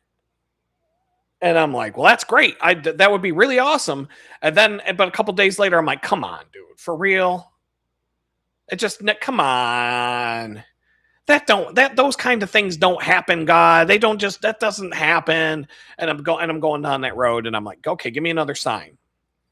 And he gives me another sign. And so this has been going on for a while. Weeks, several weeks. And so I'm having that again, like doubt. And last Friday, and I go to bed Friday night. I got to go work at the bakery tomorrow. It's about, it's like 9 o'clock at night, and I go to bed. But before I went to bed, I remembered having this conversation with God saying, I'm doubting this. I know you keep, every time I ask you to clarify this or to give me, or to tell me whether I'm wrong, you tell me that you're right and I'm wrong and that this is happening and there's not a goddamn thing you can do about it. So just chill. And then I'm like, but come on, man, for real. Come on, that can't be true. And I just go down. And so I keep doing this. And so I did it again on Friday. And I'm like, well, maybe you can just give me a loud and clear sign. Like, I need to know it came from you, God. Like, I mean, can the devil send me signs too and trick me and make me do something I'm not supposed to do because I thought I was supposed to do it because I thought you told me to do it, but the devil was the one who told me to do it? How do I know? So, fuck, man, here we go. I go to bed at 9 o'clock. I fall asleep. I'm out. YouTube is playing in the background. There's a playlist of videos. So when one video ends, the next one picks up, et cetera, et cetera. And so it's like at some point I wake up for no particular reason. Nothing's going on. There's no reason for it. I just wake up. And it happens to be like 11:30, 12 o'clock at night. And there's a video playing on YouTube on the playlist. It's a preacher, and he's talking about some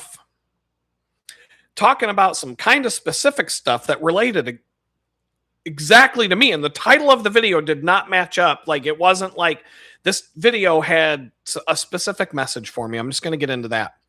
But when the preacher started talking, it started to rain. I could hear the rain hitting the window and the roof of the house.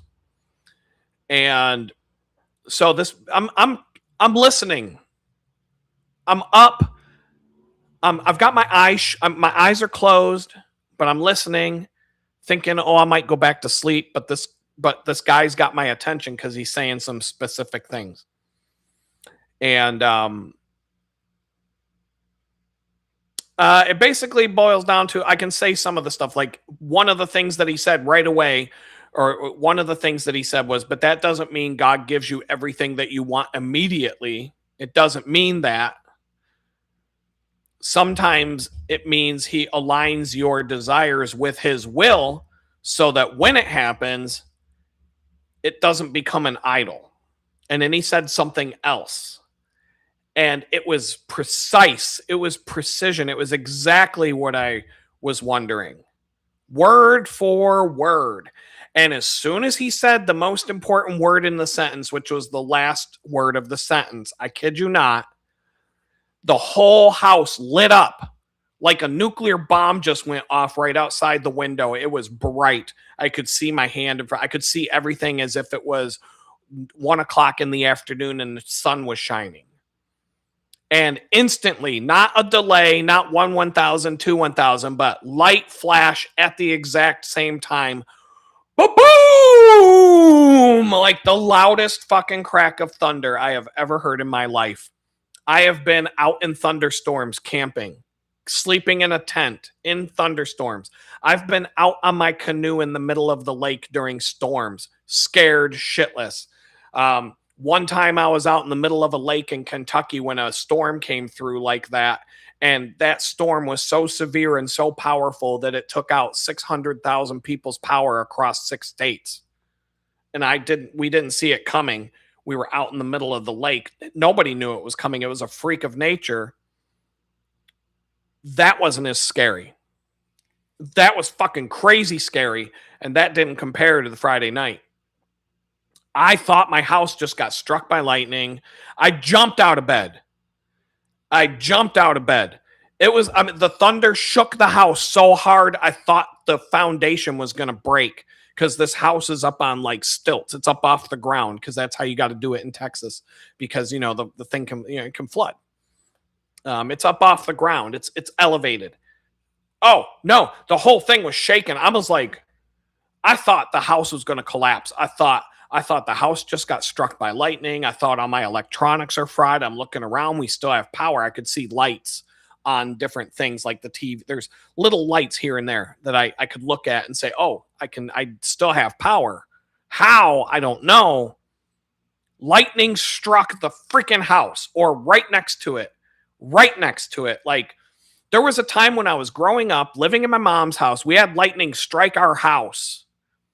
And the lamp, I was sitting in a lounge chair, and there was a lamp above me that hangs from the ceiling. When the lightning struck, the light bulb exploded, and glass showered down onto my head and my body. And my mom freaked the fuck out. My mom was like, oh my God, don't move, don't move. She goes and gets the dust buster and like sucks all the broken glass off of me. So, and then, I went and took a shower to get, and I was covered in broken glass. That was a loud thunder crack. Like I said, I've been out in the wilderness camping. I've been on tops of mountains during thunderstorms. I've been out in the open prairie of the Dolly Sods wilderness on a 6,000-foot mountaintop that's wide open with no trees and a grass prairie or grass plain, or I don't know what you call those up there, but with nowhere to go in the middle of some torrential storms. This was like next level shit, man. I was scared. I was shook, I tell you. I was shook. This was absolutely crazy. And it happened at the exact word. The preacher speaks this one sentence, exactly what I was supposed to hear. He says one specific word. I'm not going to say it unless you join as a member and want to listen to it on Friday or on Sunday. But he said that word, and it was like, bam! I am the Lord. You will listen to me. I haven't asked him for a sign since. I'm fucking scared. I'm scared shit. No, I'm not asking God for one more. No one. I don't want to die. They say when you come into the presence of God that you can't live to tell the tale because God is too perfect. And we as human beings, we can't even be in that presence. We would die. The tabernacle, when the Jews were wandering the wilderness for 40 years or whatever, they had a tent. Tabernacle, they called it, but it was a tent. It's a big fucking tent. And they had a room in the back of the tent that only the high priest could go into. And the high priest couldn't just go in there. He had to wear the right clothes. He had to have the right buttons on his shirt. He had to bring the right... You're dead. And the thing is, when the priest would die in the back room, you can't go back and get the body because you can't go back in there. The God's not going to make an exception that, well, I'll let you in to get the body. If you go to get the dead body of the priest, bam, you're done. It's over. Now you got two bodies back in the back of the tabernacle. They had like a special procedure to set the thing up and tear it down. And the Ark of the Covenant is in that room. You saw the end of the Indiana Jones movie. You open up the Ark of the Covenant, your fucking face is going to melt off. You can't do it. Don't look at it. You can't look at it. And they had a hook. They had these big giant hooks. So if the priest got killed in the back of the tabernacle, they had to reach in and fish around with a hook, try and like hook onto him and like drag it out like one of those fucking carnival games where you try to get the fucking prize with the hook that comes down and drop it in the hole, right? That's how you're fishing around with a freaking hook trying to pull the body out because you can't go back there. That's what it felt like. It felt like I was in the back of I was just about to pull the curtain back on the tabernacle, and he's like, boom! No, you ain't. Get out of here with that. I mean, dude, it was like, oh my God, it was crazy. It was just like Sam Jackson in Pulp Fiction standing over me with a gun to my head saying, Ask me for one more sign. Ask me for one more goddamn sign. I dare you. I double dare you, motherfucker. Ask me for a sign one more goddamn time. Like, that's what it felt like. I dare you to ask me for another sign after that. And then, and then he's going to stand there and read me some crazy Bible passage, There's a passage I got memorized. It's Ezekiel 25, chapter 17. The path of the righteous man is beset on all sides and the tyranny of evil men. Blessed is he who in the name of charity and goodwill shepherds the weak through the valley, for he is truly his brother's keeper and the finder of lost children. And I will strike down upon thee with great vengeance and furious anger those who attempt to poison and destroy my brothers. And you will know my name is the Lord when I lay my vengeance upon you. That's exactly how I felt Friday night when God almost made my house explode because I asked him for one too many signs. And okay, you got my attention now, dude. You got my attention. What do I do with this? I don't know. I'm not asking you for another sign. Hell no. Hell no. Not after that. I went outside. I tried starting I went outside to make sure my car started. I'm like, did my car just get struck by lightning? I'm looking around for like a tree laying somewhere or whatever. Oh, because as soon as the preacher was done speaking in the video, okay, so the video starts, it starts raining. Preacher says that one thing, ba-boom, house shakes, the whole thing, everything explodes around me. And then the preacher, I had to stop the video and rewind it, take a screenshot of the transcript of the video so that I could remember word for word what was said. And then I let the video play out. And at the very end of the video, the rain stopped. As soon as the preacher was done speaking, the rain, it was like he turned a switch and the rain stopped. It didn't gradually stop. It went from like a downpour to like I could hear crickets. I could hear birds. I could hear bugs chirping. Not a single raindrop. Off. Turned it off.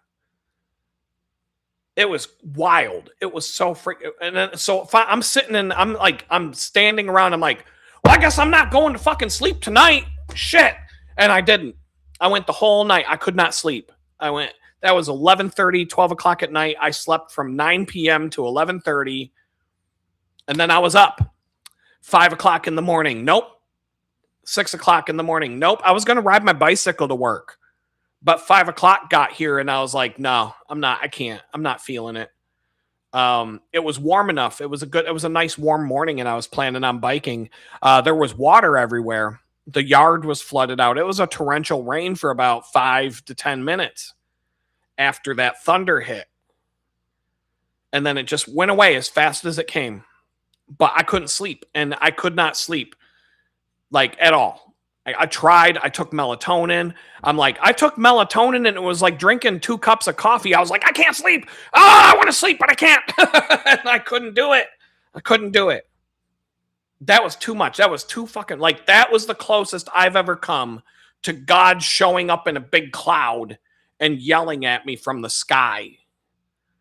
And I don't want to get any closer. That was enough. That was like the Mount Sinai or whatever, when like the Jews were in the wilderness, but you can't go to the mountain because there's a big black cloud at the top of the mountain with lightning and, furious anger and brimstone and everything else coming out of the sky. And you're not allowed to go up that mountain. Only Moses can go up there. And Moses was probably like, dude, I don't want to go up there, but you're the only one. You're the only one that can come up here. Everybody else, if you come anywhere near this mountain, boom, you're dead. That's what it felt like, dude. I was in the middle of that cloud. It was wild. It was crazy. I was blown away. Blown away. And it wasn't, I'm talking like, I'm a DJ. And I could not have cued the lightning and thunder to be more precise with the words. I could not have cued it to be more precise than God was with it. The crack of thunder. My hearing was messed up. It was I'm surprised the windows didn't break. This was like some next. I have never seen anything like this in my life, and I've been right next to lightning strikes before more than once. And this was not. This was something else. I'm still shook. I mean, this was a week ago. Oh, tomorrow it'll be a whole week. I can't even believe it's Thursday. Like that was Friday, and now it's Thursday, and I'm like, what? What just happened? It's like how many days have gone by? I'm freaked out. Just the time that went between then and now is like I'm my mind is like whoa. And so here's the thing. I'm still like, I'm like, okay, God, I believe you. I believe you. I don't know how this is going to happen. I don't know how or when or where or what or any of it, but I'm going to take your word for it now because what else am I going to do? And I'm cool. I'm cool with this, but it's outlandish to say the least. And but he said he's doing it. He said he's doing this, and it's like, what am I going to do? Say no? And it's a good thing. It's not a bad thing. It's pretty freaking awesome. But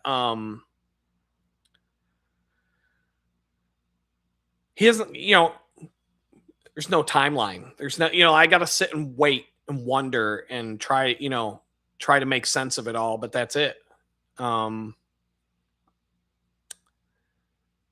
just like I'm doing that right now. So I'm like I lose my train of thought. And so he tells me I'm leveling up in more than one way. There's more than one thing. And so this YouTube thing, this new thing that I'm in with YouTube creator community, whatever you want to call it, for elite and upcoming creators, is part of it. Oh, I'm being told by God that this whole thing that we're doing right now, all you OGs that have been watching since the beginning, God's told me that this is going to blow up, and it's going to blow up so fast and so furious that it's going to make my head spin, and I'm not going to be ready for it. Like it's going to make my life so incredibly outrageously busy, and I'm going to be like freaking out about it. I mean, these are exact words that have been told to me synchronistically. Be ready for it. I'm supposed to rest right now because it's going to blow up. Somebody's watching, something's happening in the background that I don't know, but it's already happening, and people are talking and this and that and the other thing. We get 20 people watching the live stream, but I guess 200 people saw the video. It does show that a couple hundred people will watch the replay, that's not bad. I got to look at the analytics and see where they drop off, because I know the engagement's actually really good right now because fewer people are watching, but the people who do watch actually watch it. I'd rather have 200 people watch the whole thing than 6,000 people watch 10 seconds and disappear. The numbers are better on paper, but the engagement's what you want. So I'm just playing the long game, like I keep saying. And my perception of time, like I said, there's some things that happened 30 days ago that feel like it just happened yesterday.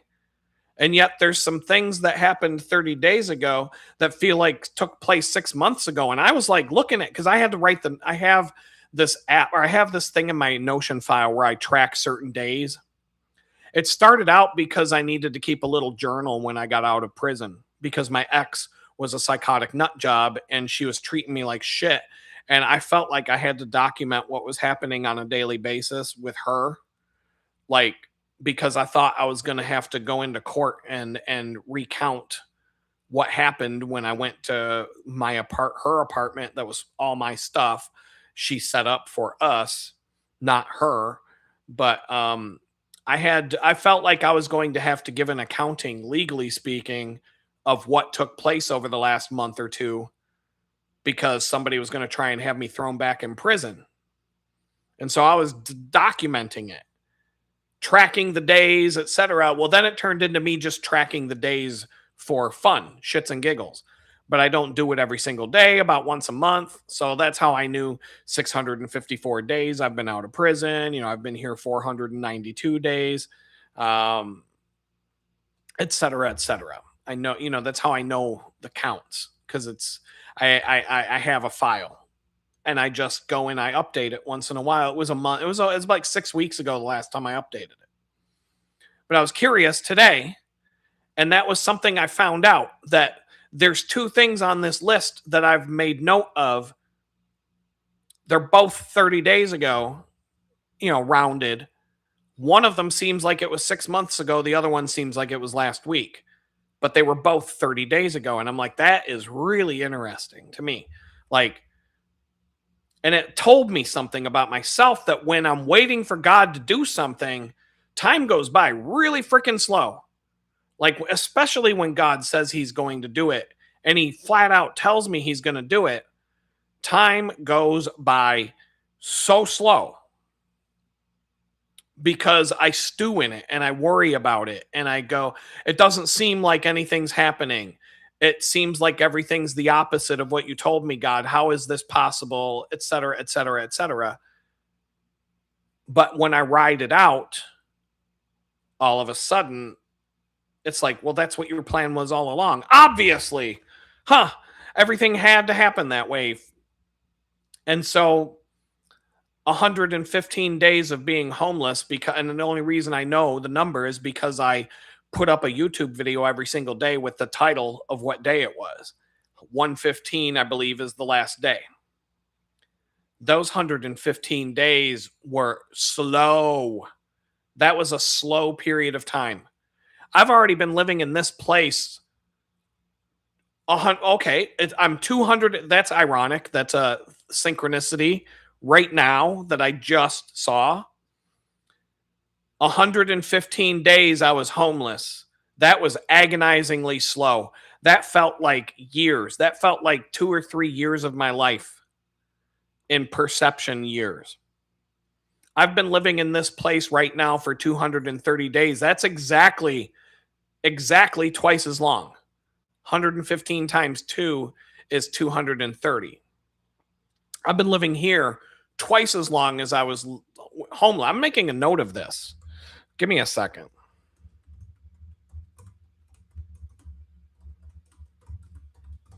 So that's a note for me. I have been living in this place twice as long as I was homeless. And it feels like 1/10 of the time. I feel like I just moved in here a couple of weeks ago. Yet I was homeless half as long as this. And that felt like I was homeless for 2 years. That time went by slow. But when I was homeless, the time was going by fast, because I was in prison for 600 days. And each day that you're in prison is about 100 years in perception. So just take all that in. Rewind the instant replay or whatever, take all of that in that I just said. 30 days feels like last week, but it also feels like months, like 4 months ago. 115 days felt like years. 230 days felt like a couple of weeks. But the 115 days also went by fast, because the 600 days was actually 600 years. And now I wonder, why is my perception of time gone? I don't have any perception of time anymore. It's just completely fried. Yet I do have an innate ability to generally know what time it is. I don't need a watch. I never need an alarm clock. Never. I never, ever, ever need an alarm clock. I'm always awake before the alarm goes off by a couple of minutes. My internal clock is accurate. But I guess that's what Kamala Harris meant with her deep words of wisdom.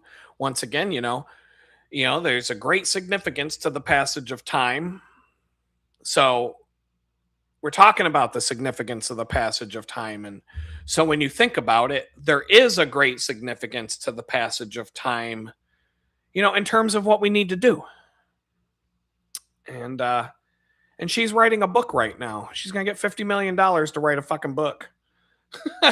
When this bitch couldn't even write a children's book by herself if you asked her to. So I don't know, man. There's some shit going on. It's a crazy, crazy life I'm living right now. Amazing. It's absolutely amazing. But there's so much in the works. There's so much swirling around that it's absolutely hysterical. I have a hard time looking up at this camera. That's why I switch back and forth. But oh yeah, so the book. See, I keep saying I'm not writing a book just yet because nobody wants to read a book that doesn't have a happy ending. It's like, I know the first chapter of the book. In fact, I've got notes. I'll give you the book outline. At least where it is right. I actually started an outline for the book. Even though the book's not written yet, even though the book is not written yet because the story's not done being written by God.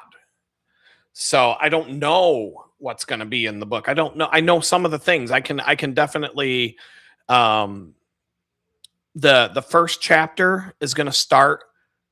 Me and my son are eating a couple of cheeseburgers at our favorite restaurant. And that first chapter is going to end with my face in the dirt in front of my house, looking at the sunroom with all of our plants, looking at a giant cactus that was like 4 feet tall. Knowing 100% for sure I was never going to see my home again. With a boot. There's a boot on top of my face while I'm looking at my house for the last time before I was hogtied and carried away. And that was after I came to the door and there were like 20 red dots on my chest. You know what the red dots on your chest mean when the FBI shows up at your house like that. That was pretty much, I don't even know. Sometimes I don't even know if I'm alive right now.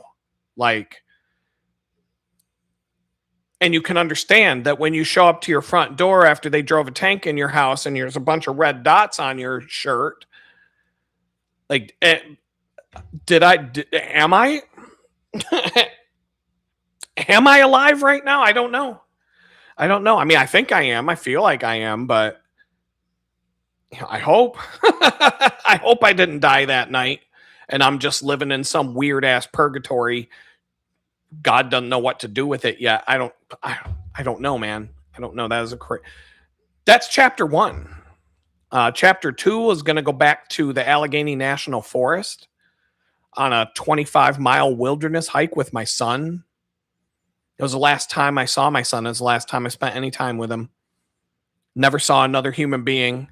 12-year-old kid hiking through the most remote, rugged, dangerous terrain that the National Forest there has to offer. We came across we ran into a bear. But we were both packing. My son was packing. I was packing. We both had bear spray. We both had a gun. We're hillbillies. I mean, that's how you live when you're a hillbilly. Everybody carries guns. But I remember my son, speaking of thunderstorms, being scared shitless. We had a another big thunderstorm that night. The first night when we were in the wilderness, we were way back there. We were like 7 miles back. 7 miles, at least 7 to 10 miles from anybody. There was no coming back there to get us or get out of there. Once the sun went down, that's it. That's a 7-mile slog to get back. Very challenging terrain. My son was scared shitless when this thunderstorm came through because we're sleeping in hammocks underneath a tarp. Nice tarps. We were prepared for this stuff. But a 12-year-old kid carrying a 30-pound backpack going through the wilderness with his dad.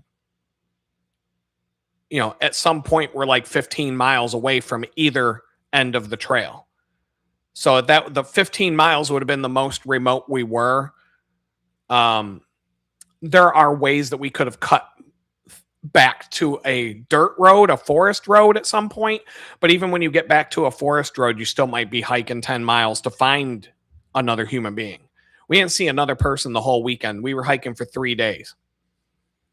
Now my son, he's very comfortable with this. Like, he's been going camping and doing rugged stuff since he was like a year and a half, 2 years old. I was taking him camping when he was a year old. Take a pack and play. I mean, people are like, how can you do that? It's easy. You take the pack and play. You take the playpen, you stick them in it. You're out in the woods. Little kids don't go to the bathroom, and then he's pooping in a diaper. So what's the difference? Take your diapers, take your shit with you, the food, and take them to the woods. Put them in the pack and play. If you don't want them to, if you don't want your kid to wander off and fall off a cliff or get taken by the river or get eaten by a bear or whatever, keep them close by, put them in a playpen. Let him take a nap when he needs to take a nap. Let him play in the mud when he wants to play in the mud. Keep an eye on them. Make sure they don't die. It's pretty easy. So anyway, more chapters are going to talk about my relationship, my soulmate that threw me out in the street. They're going to see that twist coming if they don't know the story already. Prison. I kept a daily diary. I kept a daily journal the whole 600 days I was in prison. So I can recount all the stories. Now, am I gonna take 3/4 of the book to talk about prison stories? No, but I can pick out the best stuff. The guy who I saw running across the cell block trying to keep the organs from falling out of his body because he got stabbed over a bag of potato chips. That's in the book. It's going to be there. The fact that I had to be in a jail cell right next to Robert Bowers. If you know who Robert Bowers is, he's the guy who's on death row right now. He's one of 3 federal inmates on death row because he shot up 11 people in a synagogue in Pittsburgh. Robert Bowers is the reason why I worked for Gab in the first place. He's the reason why I got a job for them, ironically. Then I'm in a jail cell right next to the fucking guy when I was taken away. And after he received his death penalty sentence, I worked in the prison kitchen and I had to make his meals specifically for him. He was getting special meals that I had to make for him. I've met a bunch of people from January 6th. One of them, I'm not going to name right here, right today, but you can look him up based on what I'm about to tell you. He pepper sprayed a cop in the face. I think he got sentenced to 9 years. The cop died the next day, but they tried to charge him with murder. But they said that the heart attack that the cop had didn't come from the pepper spray. It was something else or whatever. And so he dodged a murder charge, but he got sentenced to 9 years in prison. I got to know him for 4 months, and he got pardoned on Donald Trump's first day of office. I'm not getting a pardon. There's a guy in Jamestown, New York, just last week that got arrested by the FBI and charged with the same crime I was because he posted on Twitter that he was going to kill ICE agents. So Donald Trump's not giving me a fucking pardon. Anybody that thinks that Donald Trump is going to give me a pardon, Donald Trump's administration are going out and arresting all the Democrats who did what I did. So they're not going to pardon me because that makes them look like they're two-faced. Well, Adam did it too, and you gave him a pardon, but now you're gonna put all these lefties away for 2 years. So this guy's going to prison for 2 years for threatening ICE agents on Twitter. So I'm gonna, getting thrown out into the street, being homeless, not being going from making 150 grand a year as a project leader for major companies down to not being able to get a job at fucking McDonald's, ending up in Houston, riding my bicycle 5,000 miles, 6,000 miles, 4,000 miles in a year. But overall, it's probably been 6,000 or more since I've moved here. All the struggles, living in a fucking tool shed that's just like a jail cell. All the miracles, just the miracles that show up, the money that falls out of the sky, the random miracles that take place.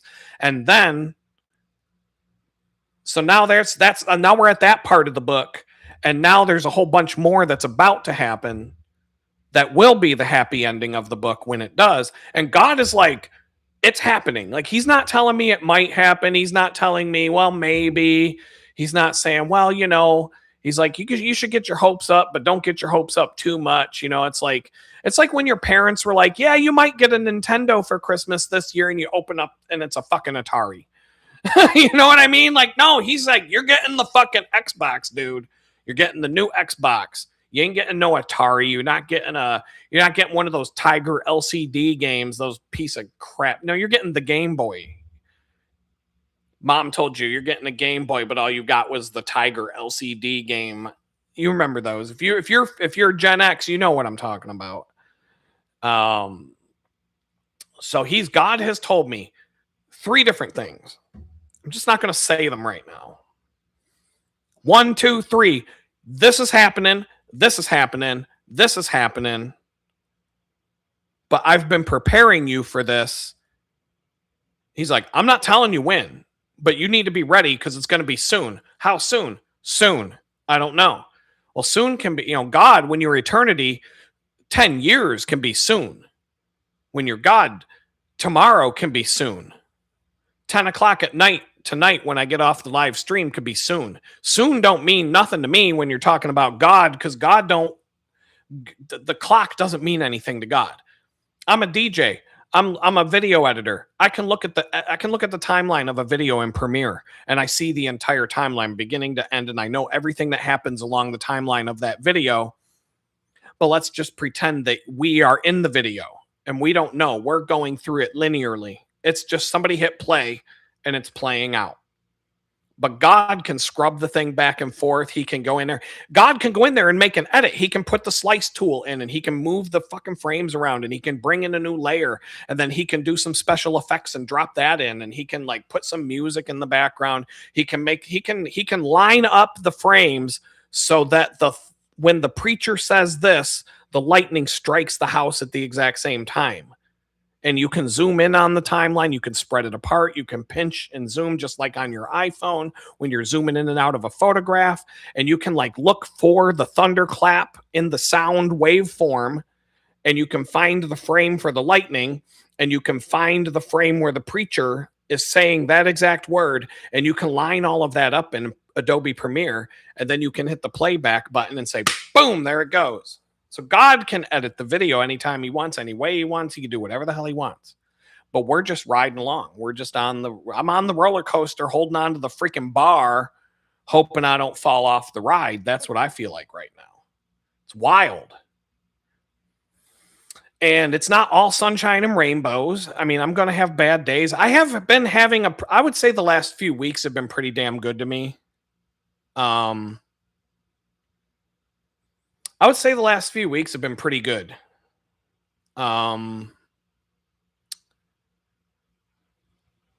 Really, really good, I'd say. I mean, it's been it's a nice break. I've had a little bit of financial stress come and go, but there's been lessons in it, and God just magically fixes the problem right when it has to be fixed. I worry. And then I'm like, all right, yeah, look at the birds of the air. They neither sow nor reap nor gather into barns, yet your heavenly Father still feeds them. He's still feeding you. He didn't bring you down to Houston to throw you flat on your face, stomp your face into the ground, and leave you bleeding out on the side of the road. He brought you down here for something else. And I got some ideas, he's told me straight up. Boom, boom, boom. These things are happening. No ambiguity about it. As much as I want to, he keeps telling me the more I doubt it, the longer he's going to take to do it. I finally just have to step into it, that it's real, that this is happening, and own it. And that's it. And then he's going to do it. And so I'm trying, I'm definitely making progress there, but I'm a doubtful, worrywart, stressed out, been through the worst trauma that a person could possibly go. Well, I've been through some bad trauma. To say it's the worst thing that anybody could go through, that's a stretch. That's not even close.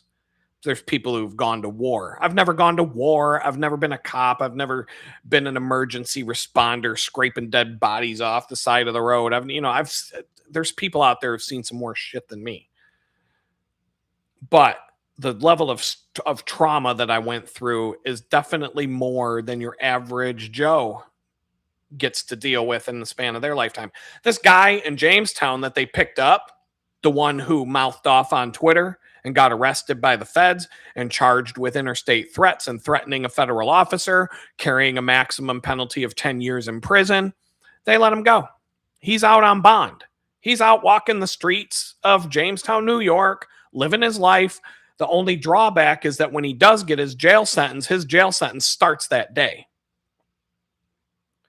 So if he gets sentenced to 2 years in prison like I did, he's got to go to prison after he's been waiting 2 years for his fucking court case to wrap up. Plus, he's probably wearing an ankle monitor. They probably put an ankle bracelet on him and given him restrictions, and they're going to drug test him and do all this other shit. Yeah, I mean, at that point, may as well go to jail. I don't know. He's probably not going to be found innocent because when the federal government charges you with a crime, you're guilty.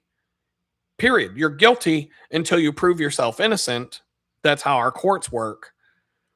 And they're going to take everything that dude has. I mean, they're going to railroad this guy, especially because now the Republicans are in charge and they're retaliating against what happened to the Republicans when Biden was in charge. But at the same time, nobody giving me, I ain't getting no pardon in the mail. Now, could God make Donald Trump sign my pardon? If it was Joe Biden, why not? God could make Joe Biden's pen machine give me a pardon, and Joe Biden wouldn't even know about it, because that's how all the pardons were signed, by some fucking machine in Joe Biden's office while Joe Biden was taking a nap and pooping his pants. Like, he didn't know what the fuck. He didn't even know he was the fucking president until people reminded him 6 times a day. Huh? What? I'm the president? No shit. He didn't know. There's fucking people in my grandmother with Alzheimer's when she was 90 years old had her shit more together than Joe Biden ever did when he was president or pretending to be president. My great-grandmother, man, great-grandmother, that's what I meant. When I'd go see her at the nursing home, the first thing that she would say to me is, "Oh my God, Adam, you look just like your great-grandfather. Let me tell you," and then blah, blah, blah, blah, blah. And everybody would be shocked because she didn't recognize her own children. She didn't know my grandfather. She's like, "Who the fuck are you?" "I'm your son." And she'd be like, "I don't even know who you are. Why are you here?" And then I'd walk in, "Adam, you look just like your great-grandfather." And then, she'd talk about some other stuff. And then she'd look away. She'd be talking to other people in the room. And then she'd look over at me and she'd be like, "Oh, Adam! Adam Yan! Wow, Adam! You look just like your great-grandfather. Have I ever told you that?" Yeah, about 5 minutes ago. But, nobody's counting. Hey, thanks. It's great. And then she'd go back to talking, trying to figure out who her kids were and why are all these fucking people here and why was she dragged out of her room to see these people. And, "Well, I'm your daughter, Mom." And then she'd have these conversations. She'd look back over at me.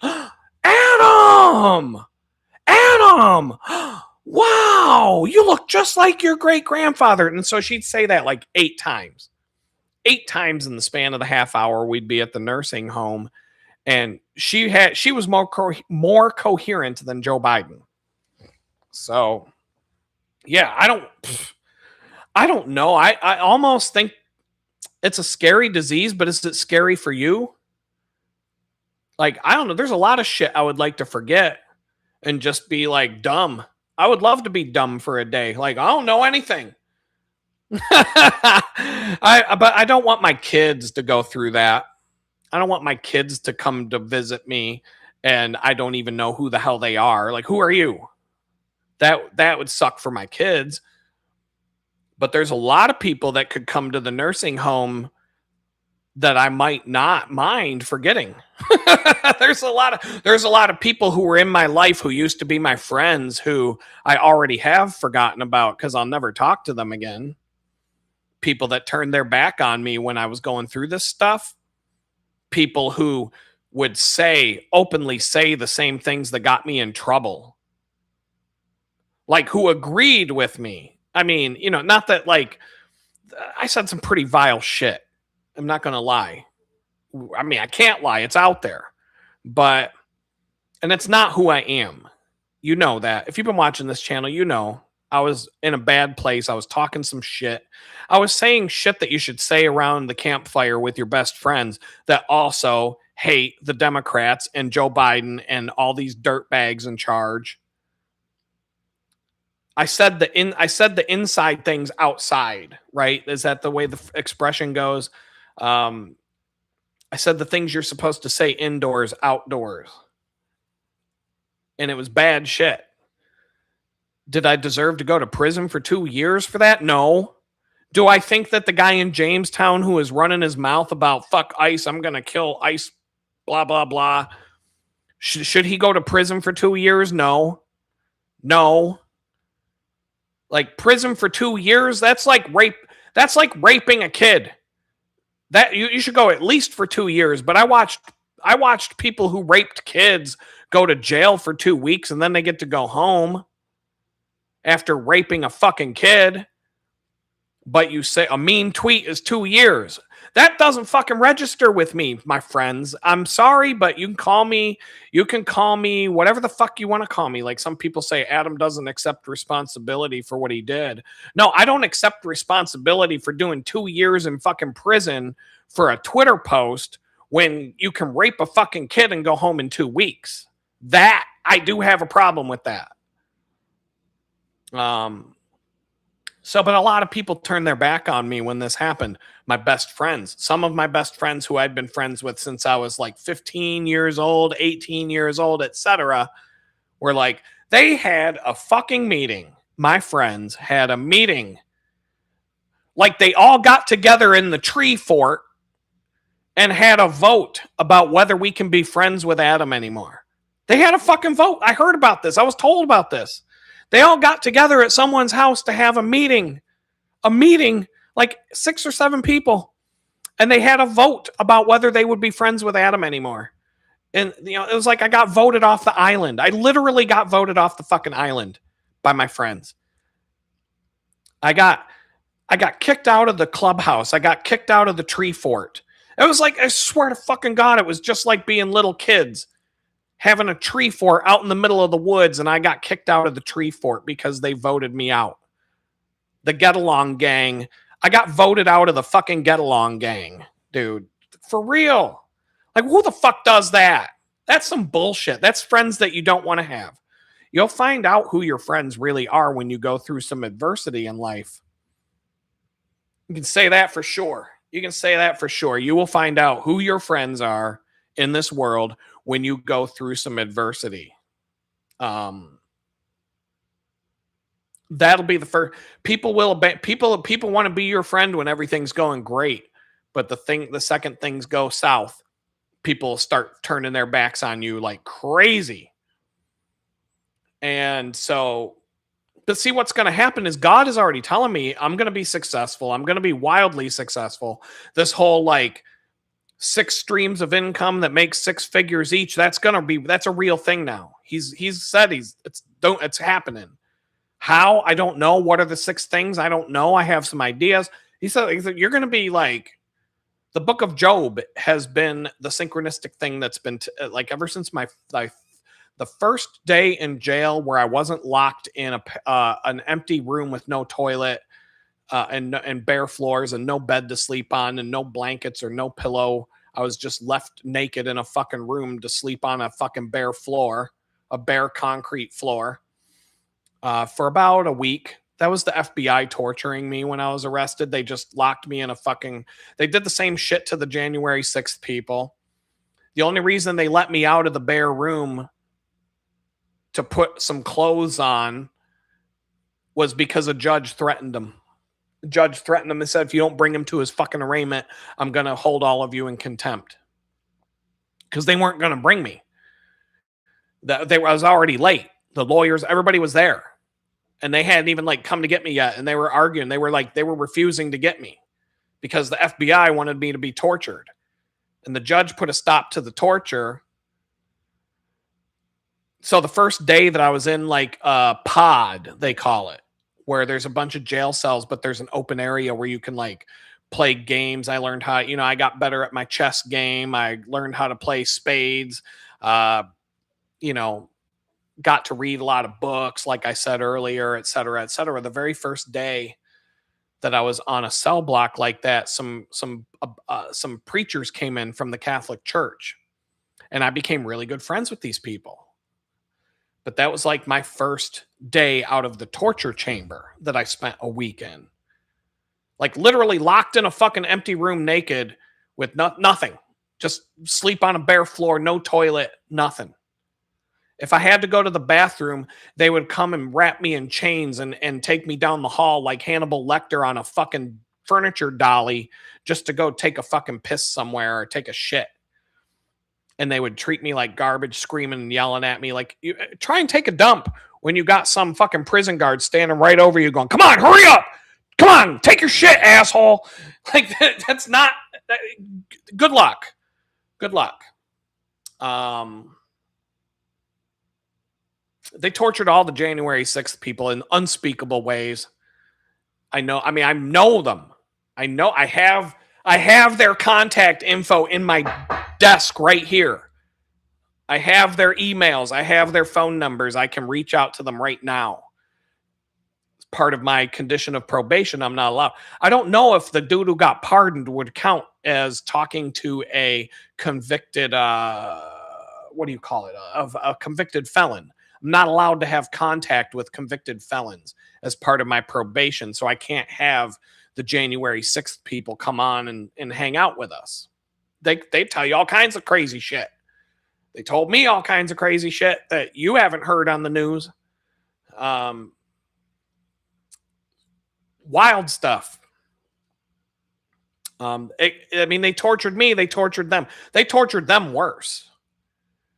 But when I was in the jail, when I was in the first time, like where I could actually, like, I guess, kind of feel like a human being again.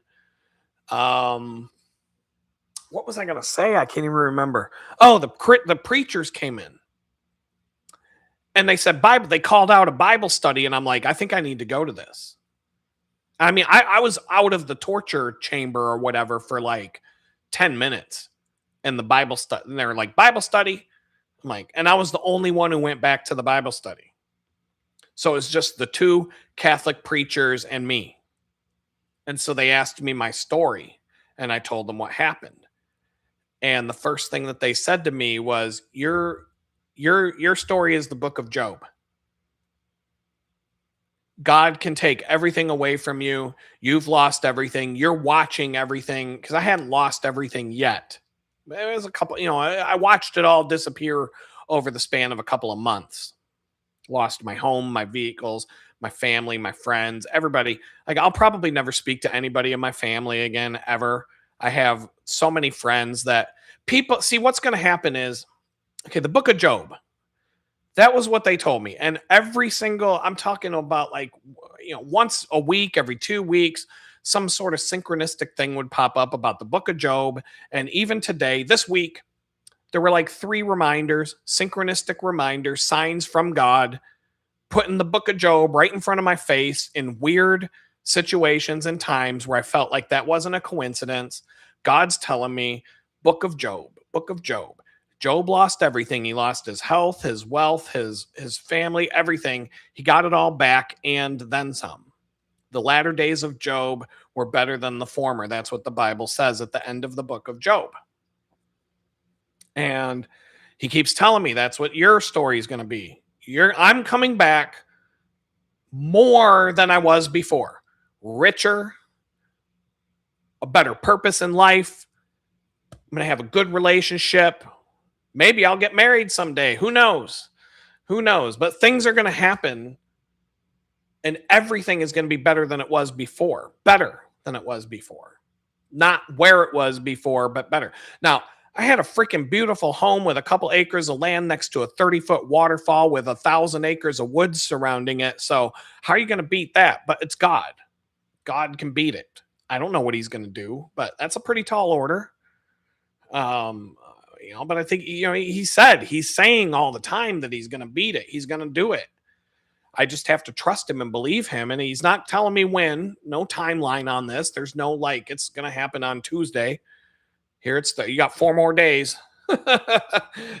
He's not doing it that way. I just have to figure this. I have to wait it out. But he keeps showering all kinds of crazy things at me out of nowhere, blessings upon blessings upon blessings. And he's just like, dude, if I can do this, I can do anything I want. Sit back and enjoy the show. Do what I tell you when I tell you to do it. So on and so forth. He's like, he's got some plan in mind. And, money won't be a worry. I'll have a place. Everything's going to fall into place. I don't know how. It's fine. I don't need to know how. I'm at the point right now where I don't need to know. I'm content enough. And I find myself getting there slower and slower over time. How impatient was I when I was living in that tool shed trying to get out of that crazy slumlord situation? If you compare my mindset today to then, there's like no difference. And my mindset when I was living in that tool shed was way better than when I was homeless. So I see it. I see that I'm like, but now he's got me working on a project right now. Let me tell you this. This is for the members only live stream where once again, Las Vegas rules apply. If you want to join, all you got to do is click that join button. And, my timing is a little off here, but all you got to do is click that join button right there when you log in. It's like $2 a month. I mean, come on, dude. You can't even get a truck stop hooker blowjob for $2 a month. Come on, man. It's the best deal in town. But he's doing these things. But he's got me working on a project right now. I woke up, what day was it? It was last Tuesday? A week? No. Yeah. It was last Wednesday. No, it was last Tuesday. I woke up. I was having a dream. I don't know what the dream was about. I don't remember it. I wonder who's living there now. I don't know. Renee. When our homie, when he reposted the ad on Craigslist, I checked a few weeks after I moved out. The ad had been flagged and he was kicked off Craigslist. I didn't flag the ad because I wanted to see how long it was going to take for him to rent that place out. I wanted to watch him lose money. And the ad got flagged. And I go to Craigslist on occasion to look for it and I don't see it. So I don't know. But I woke up last Tuesday from a dream. It was probably a vivid dream, but it wasn't like what you're thinking. So, yeah, no, Renee, it wasn't what you're thinking. I know what you'd be thinking, but it wasn't one of those dreams. But I don't know what it was about. One had nothing to do with the other. I just remember waking up suddenly with this like light bulb in my head. You have to do this thing, this project. And I said, that sounds like a great idea. Actually, it's something I would enjoy. It was something I would enjoy doing. And so I warmed up to it. I didn't do anything on Tuesday. I started, I was like tinkering around in my mind and just kind of sketching it out. And then Wednesday, I dug in and said, okay, I'm going to do this. I'm starting it. And in like 2 or 3 hours, I made significant progress, like scary progress. And now I've been working on it a couple hours here, a couple hours there. I work on it for about 2 hours at a time, maybe once or twice a day for the last week. But I've got some time to do this. It's going to take a lot of hours to do it, but I don't need to worry about the timeline.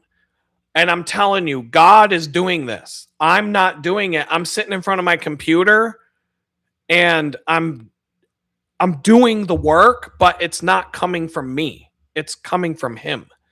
And this is how it works when you're in creative mode. If you're a creative person, when you're really in the zone, the work is not coming from you. You don't have to think about it. You just sit and do it and it just comes out. It just flows when you get into that. They call it the flow state. Sometimes weed, I could take a big hit and be like, all right, woo, let's ride this train and see where it goes. And that works. I guarantee you that'll do the job when you need to be creative. But if you got to write code and do some math, you might have a couple of problems. But so I'm in that flow state, and I can't smoke weed. So do a drive-by. If you will believe, you will receive flow state. Drive by what? I can't. I'm on probation. I can't do a drive-by. First of all, I'll get 10 years for possession of a gun right off the bat. Plus, you're not supposed to shoot people. I'll get in trouble for that. They'll put me back in prison for the original crime. Oh, that's just not going to work. I'll get into it my own way. But no, I'm working on this project. And as I work on it, my mind is blown. Oh, I'm not going to shoot him. I drive by there a lot. I see cars in the parking lot. It's not like I'm going to be able to tell who's living in the shack out in the backyard because I drove by the house. It's on my way to and fro. It's right down the road. It's only a mile and a half from where I live. I could walk there from here. I did find out something crazy about that place, though. I talked about it on the show. It's just not for today. Holler at your boy and I'll tell you the story. Otherwise, it's a story for another day. What was I going to say? But this project that I'm working on right now, it's flowing. I'll sit down, I'll put 2 hours in, and I'll sit back and be like, dude, what in the fuck was that, Adam? Because it's so perfect. It's so good. It's mind-blowing good. It's so amazing. It's absolutely I don't even know where it's coming from good. It's something that I've done a million. It's something that it's a skill set that I've had for a very long time. If you want to know more, sign up, be a channel member, hit that join button. We get into the details on the flip side, but I'm just saying this is a skill that I did this thing for 10 years straight in my life. So I'm good at it. It's a skill that I had, and it could have taken me somewhere, and I was connected, and it could have happened, but there was a decision point where I had to say yes or no. And I said no, because I had kids and I didn't want to have to spend every Friday and Saturday night of my life working for a living. Because then it would when you turn something from a hobby into a job, you make a big sacrifice. And I know this because I've done that before. But anyway, this thing that I'm working on right now, my mind is blown. When I work on this, I'm looking at it and I'm like, holy shit. The things that are falling into place as I work on it magically without me even planning it out. It's oh, wow. I have to do it. I've had reservations about doing it. Should I? It's going to blow up. I'm going to have a viral moment from this. There's no doubt. No doubt. Grok estimates a probability of around 80% that I'll get 10 million views when it's done. Now that's a long story. A million. I mean, 10,000 would be impressive to me, but this is fire. This thing is absolute. This thing is fire. Pure fucking fire. This is something else. And it's not, like I said, it is not me. Every single piece of this project has just shown up magically right in front of me that. And it's great because it's actually pushing my creativity pretty much, and it's unlocking creativity in other projects. And I'm actually getting into the flow on everything that I'm working on because of this side project. And so I got all these things, man. I don't know. It's all coming together. I'm going to quit that bakery job one of these days soon. I don't know when, but that's God, soon. Everything is, well, it's going to be soon. But, when you live for eternity, soon could be 100 years. You could tell Noah that something is going to happen soon, and that could be 30 years. But 30 years when you're 900, when you live to be 900, 30 years ain't that bad. That's not that long. So, am I going to do a fans only? Nobody's going to buy. Who's going to pay for that? If I was a female and I had a couple of nice jugs and, if I had that going on, I could make 20 grand a month to do nothing but show pictures of my tits. So, like, I'd do it right now where I'm at right now. I'd be like, yeah, let's do it. Let's get out the camera. Let's do this. I'll make the money off of the simps, but I'm not. Pictures of a guy's dick don't have that much pull. It's not the. I'd be lucky to make $100 a year. I'd be lucky to make $100 a year selling those pictures of me. It's not worth it. I have a hard enough time trying to find legitimate work as it is right now. I can't even get a job at fucking Burger King. DoorDash won't even let me deliver a bag of food to someone's house because I'm too much of a dangerous person. But if I was an illegal immigrant, I could DoorDash all day here in Houston. I think there's only 3 DoorDash drivers in the city of Houston that are legally in the United States, but they won't let me do it. They won't even let me deliver food on a bicycle. I tried. It's crazy. You know what? I just got the big boy credit card today though. So maybe it's been, let's see, I think it was May. April or May? July, August, September, October, November, December. It's been like 8 months since I applied to DoorDash and got shot down. Why not do it again? Maybe they'll let me in this time.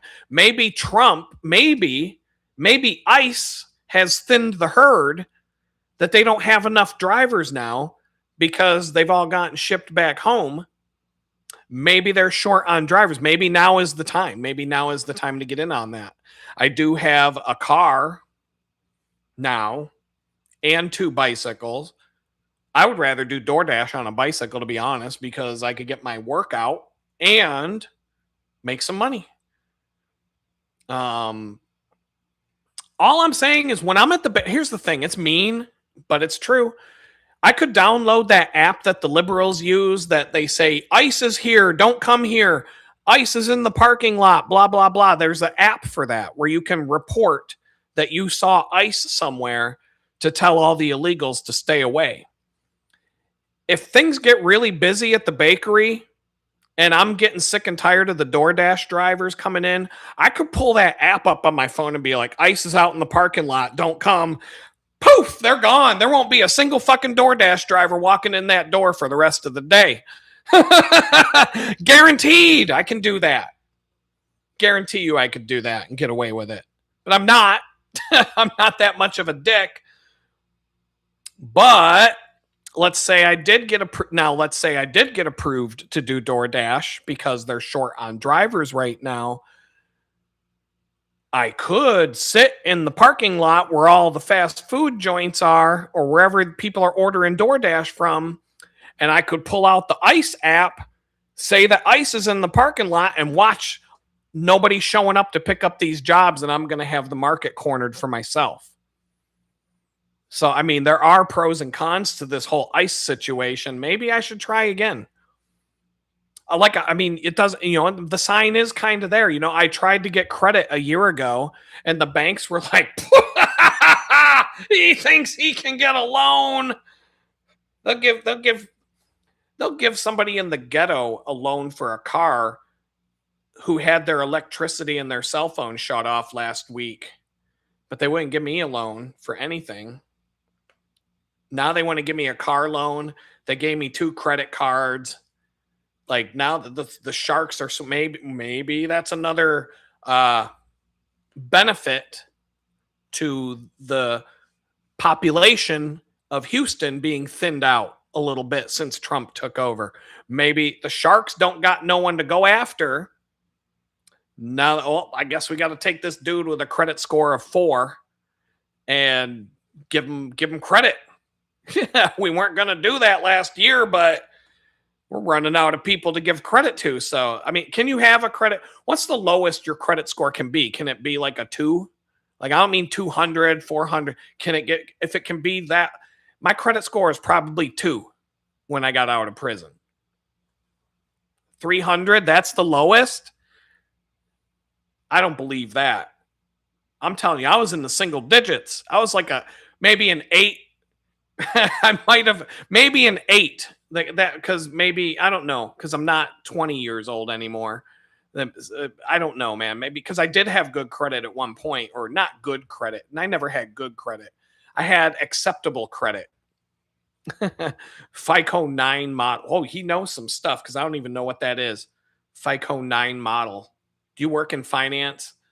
I mean, I worked for the banks. I worked for PNC Bank. I worked for Mellon Bank. I've worked for Fiserv, the credit card, the credit card processing company, the giant one. I worked for small credit card processing companies. Who else? Those are the ones I can think of. BlackRock. I worked for fucking BlackRock. So, don't throw me under the bus. I was not the one who bought up all the companies in America and took over the country. I did some fucking presentations for them. It wasn't my fault. They would have hired somebody else to do it. I didn't know how evil they were back then. So, I mean, this is part of the benefit of me never being able to get a job doing what I was doing before, because I don't have to work for evil pieces of shit anymore. Granted, it's not as easy to pay the bills when you're, a 6-figure corporate job like that, especially if I can get another remote one where I just sit here at home and work. All my financial difficulties in life would be gone in 1 month. 1 month. I would have more money in the bank in 1 month than I've had since the day I got out of jail, in 1 month at a job like that. Take home pay. So it's enticing to like, I had 2 recruiters reach out to me this week. The Verizon outage, the nationwide Verizon outage fucked me, because that's how cutthroat it is right now. If a recruiter reaches out to you and then you take more than 15 minutes to respond, or you're not there when they call you, it's gone. This is like, it's gone. It's crazy like that right now. Back in the day, so here's the statistic. When I was in my game back in like 2021 or whatever, a user experience design leadership role, like a senior user experience designer, lead user experience designer, user experience design lead, product manager. There's 20 different terms for the same exact job. They would get about 25 resumes for a job post like that. 25. That was the average. They would have 25 resumes come in to pick a candidate from for the job. Now, when that job shows up, they get 3,000 to 5,000 resumes. 3,000 to 5,000 resumes are coming in for that job. When just a few years ago they were getting 25. So just like let that sink in. This is real shit. I could look these numbers up. I'm getting tired. I'm not going to do it, but you can look it up. That's how fucked the economy is right now. It used to be so easy for me to find a job. And everybody, even when I was in prison, they're like, you're good at what you do. You'll find a job when you get out. 600 job applications later, countless interviews, getting hired and then fired on the first day because of my background check, over and over and over and over and over again. Oh yeah, it's real fucking easy to find a job. Yeah, tell me about it. Oh, it was so easy. So easy. Have you ever applied for 600 fucking jobs? Do you even know, do you even know what that's like to apply for 600? I've never applied for 600 jobs before in one job search ever. I think the most I ever did was 50, and that was like blasting them out. That was like blasting out resumes. used to be that I would send out maybe 10 resumes and I'd have a job. 10. After like the 10th resume, I'm getting phone calls, interviews, things are lining up, things are happening, blah, blah, blah. 10. If I was unemployed for a period of time and you're required by the unemployment bureau, whatever, Department of Labor in your state to collect unemployment, you have to prove that you're looking for jobs. You have to apply to so many jobs every week, et cetera, et cetera. So I got up to, I remember I could easily get up to 50 because I might do 10 to 20 a week. And to do 10 or 20 a week, that's pretty easy to do. I'd have a new job within a month, 2 months, tops. Like the interviews, I'd have 3 interviews a week at that pace. Now these companies are getting 3 to 5,000 resumes for a job. You have no chance in hell. You have no chance in hell. I had a better chance of winning this camera in a contest where 270,000 people entered the contest, and I was one of 10 people who won this freaking camera. I had a better chance of winning that camera than I do finding a job. Like literally, that's my chances. This probable. I'm going to ask Grok actually about this. You know, fuck it, man. We're here. I said I wasn't going to look stuff up, but now I'm like, this is actually. I'm gonna talk to you guys while I do this. And if he comes up with an answer, I'll let you know. But I'm curious as to what the probability is of me finding a. I don't even know how to word the question to Grok. I'm gonna say, I recently won a camera from Strava in a contest where 270,000 people entered,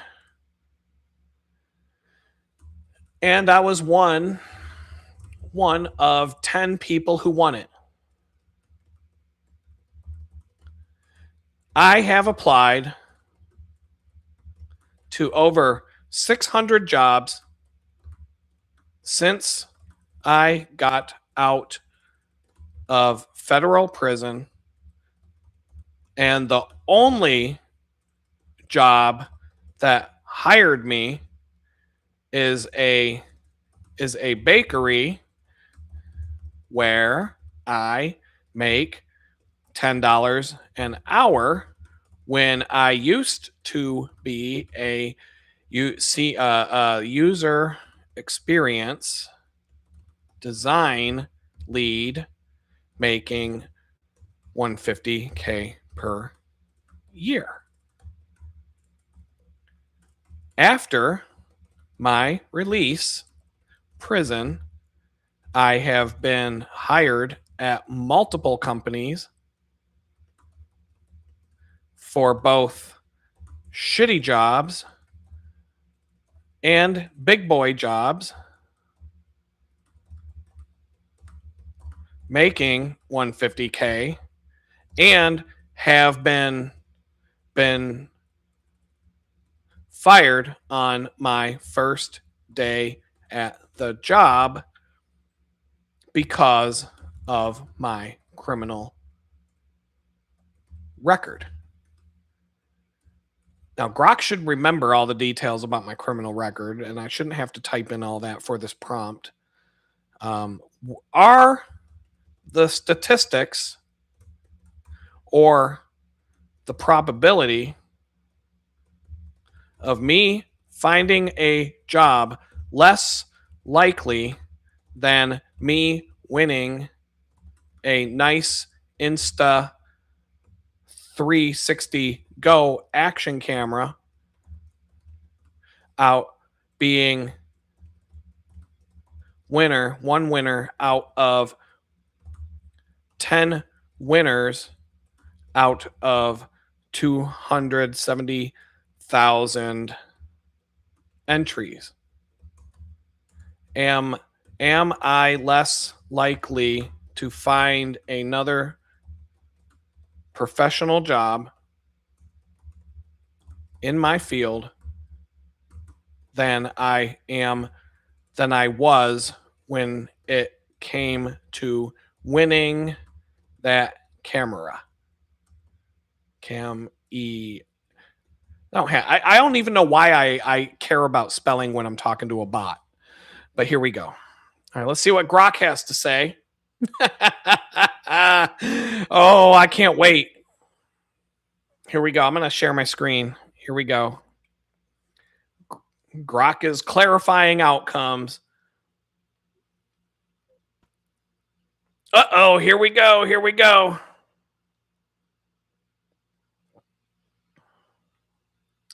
Pulling stats. I don't think it's good news if he's taking this long. I think he's going to go through all this shit and then he's going to be like, dude, you're fucked. Give up. It's just going to be like a one-line thing.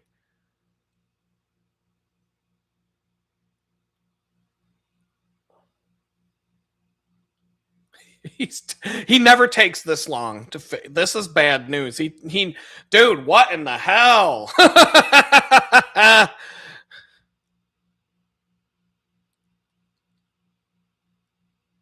Okay, here we go. No.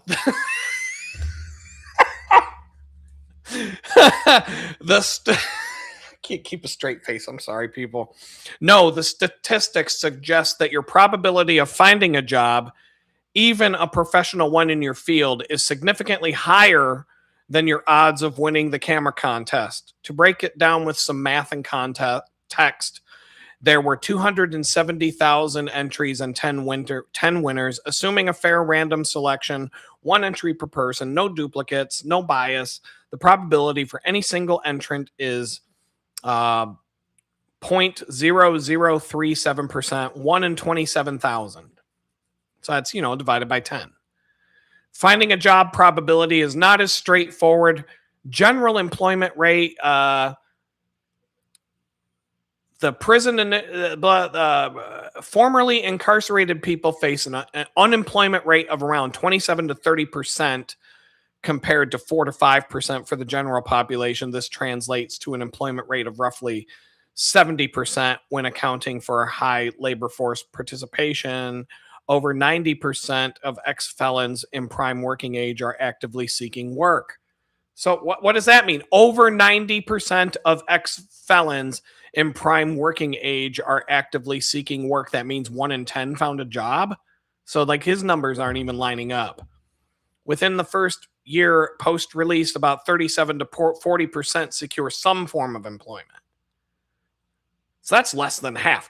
You have less than a 50% chance of finding any job getting out of prison. Your experience, 600 applications, multiple hires, but only one that stuck, implies a sticking success rate of at least 1 in 600, 0.167% for any job. That's not see, this is not true, because a $10 an hour bakery job is not the same as a $150K professional job. It's already 45 times higher than the camera odds, blah, blah, blah. Professional jobs specifically. Barriers are steeper in white-collar fields like UX design due to background checks, but data shows it's far from impossible.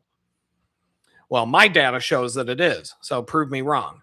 Tech and design sectors are relatively open. Bullshit. Companies like Apple, Google, IBM, Microsoft, Slack, Dropbox, and Tesla have hired people with felony convictions. Programs like the Fair Chance. See, this is the bullshit that they tell you.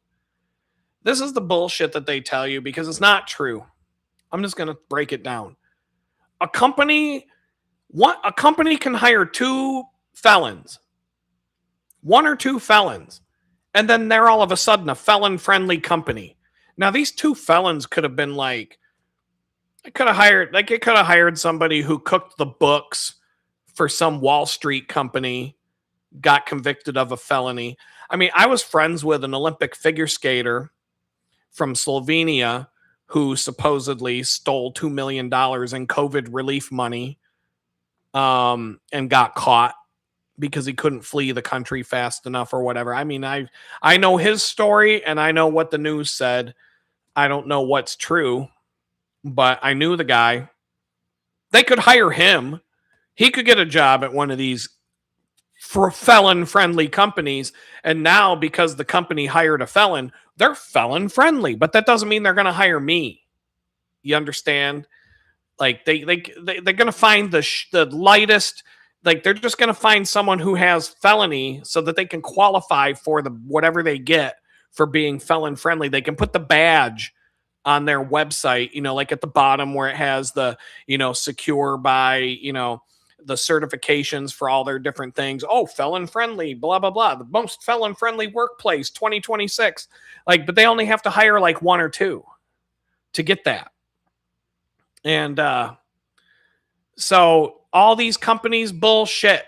They're like, they told me Target hires felons, not me.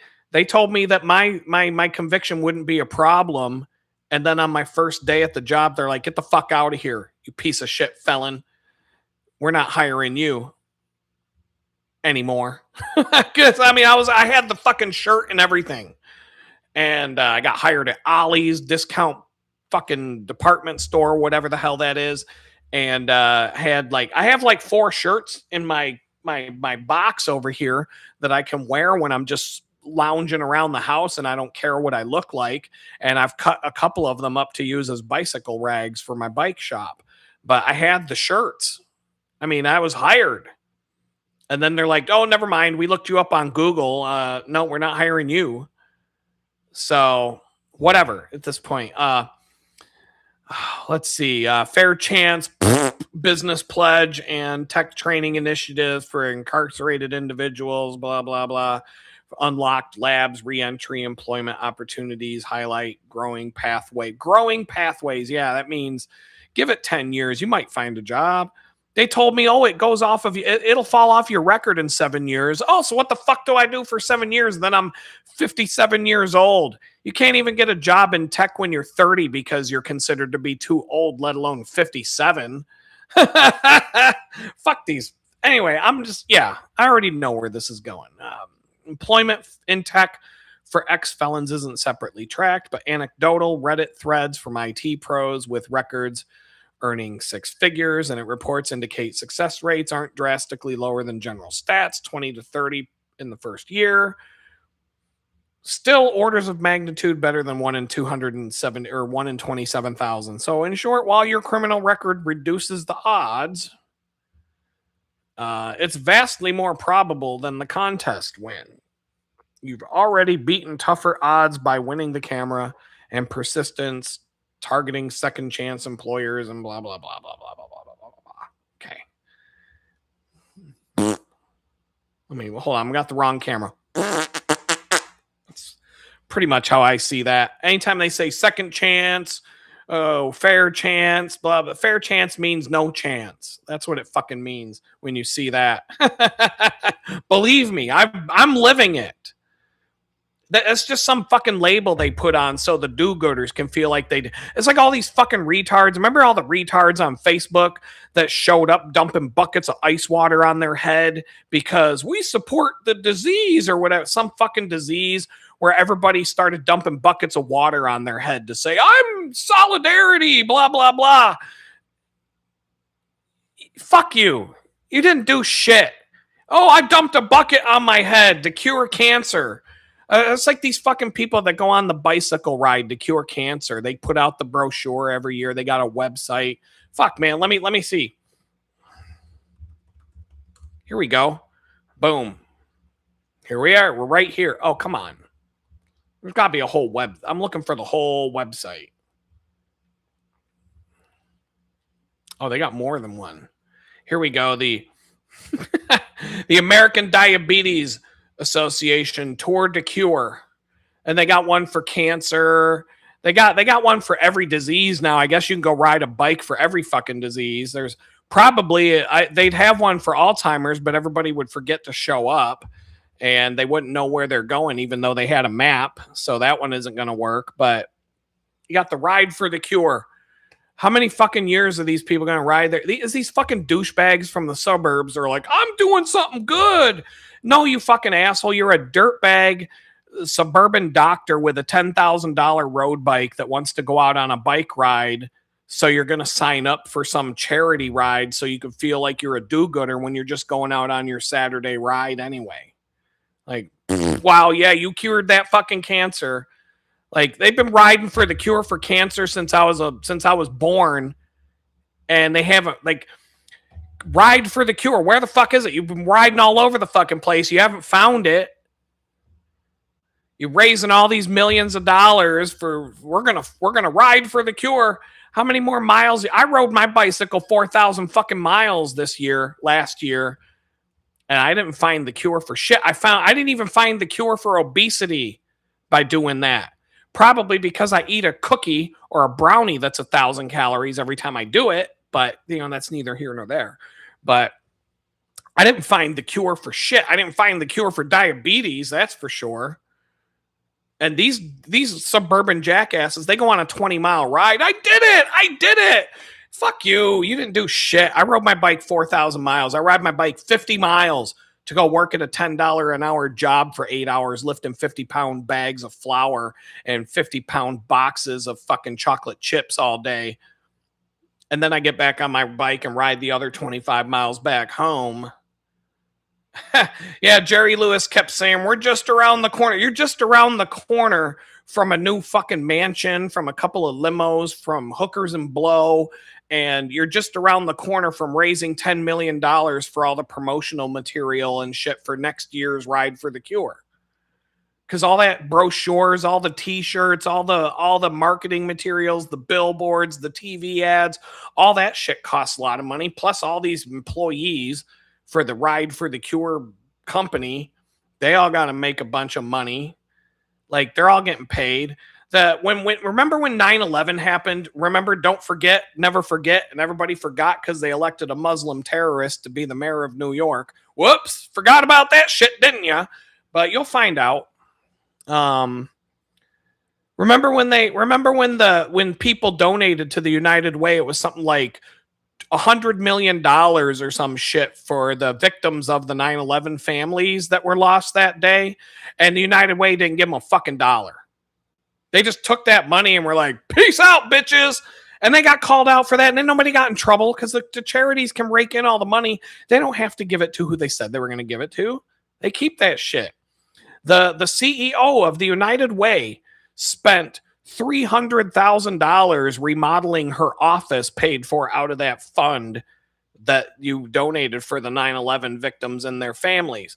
$300,000 fucking dollars for an office, for her office, not the office where everybody comes into work. Her fucking office, her office. 300,000. Who the fuck? How many of you live in a $300,000 house right now? Huh? How many of you paid $300 large for your house? This fucking cunt took your fucking donation money for the 9/11 victims and she used 300 grand of it to remodel her office. Yeah, we had fire aid here in California for the Palisades victims, 40 million. They can't find the money. Go to Gavin Newsom's house. I bet you find some of it. Go to Nancy Pelosi's house. I bet you find another pile of it there. I can tell you where to go look for it. I bet Tim Waltz has got some of that shit in Minnesota. It probably made its way to Minnesota. There's probably like 4 daycares in Minnesota that were funded from the money that was paid for the victims of the fires in California. Like, anybody who donates to that shit's dumb. I mean, you're a fucking idiot if you donate money to a charity.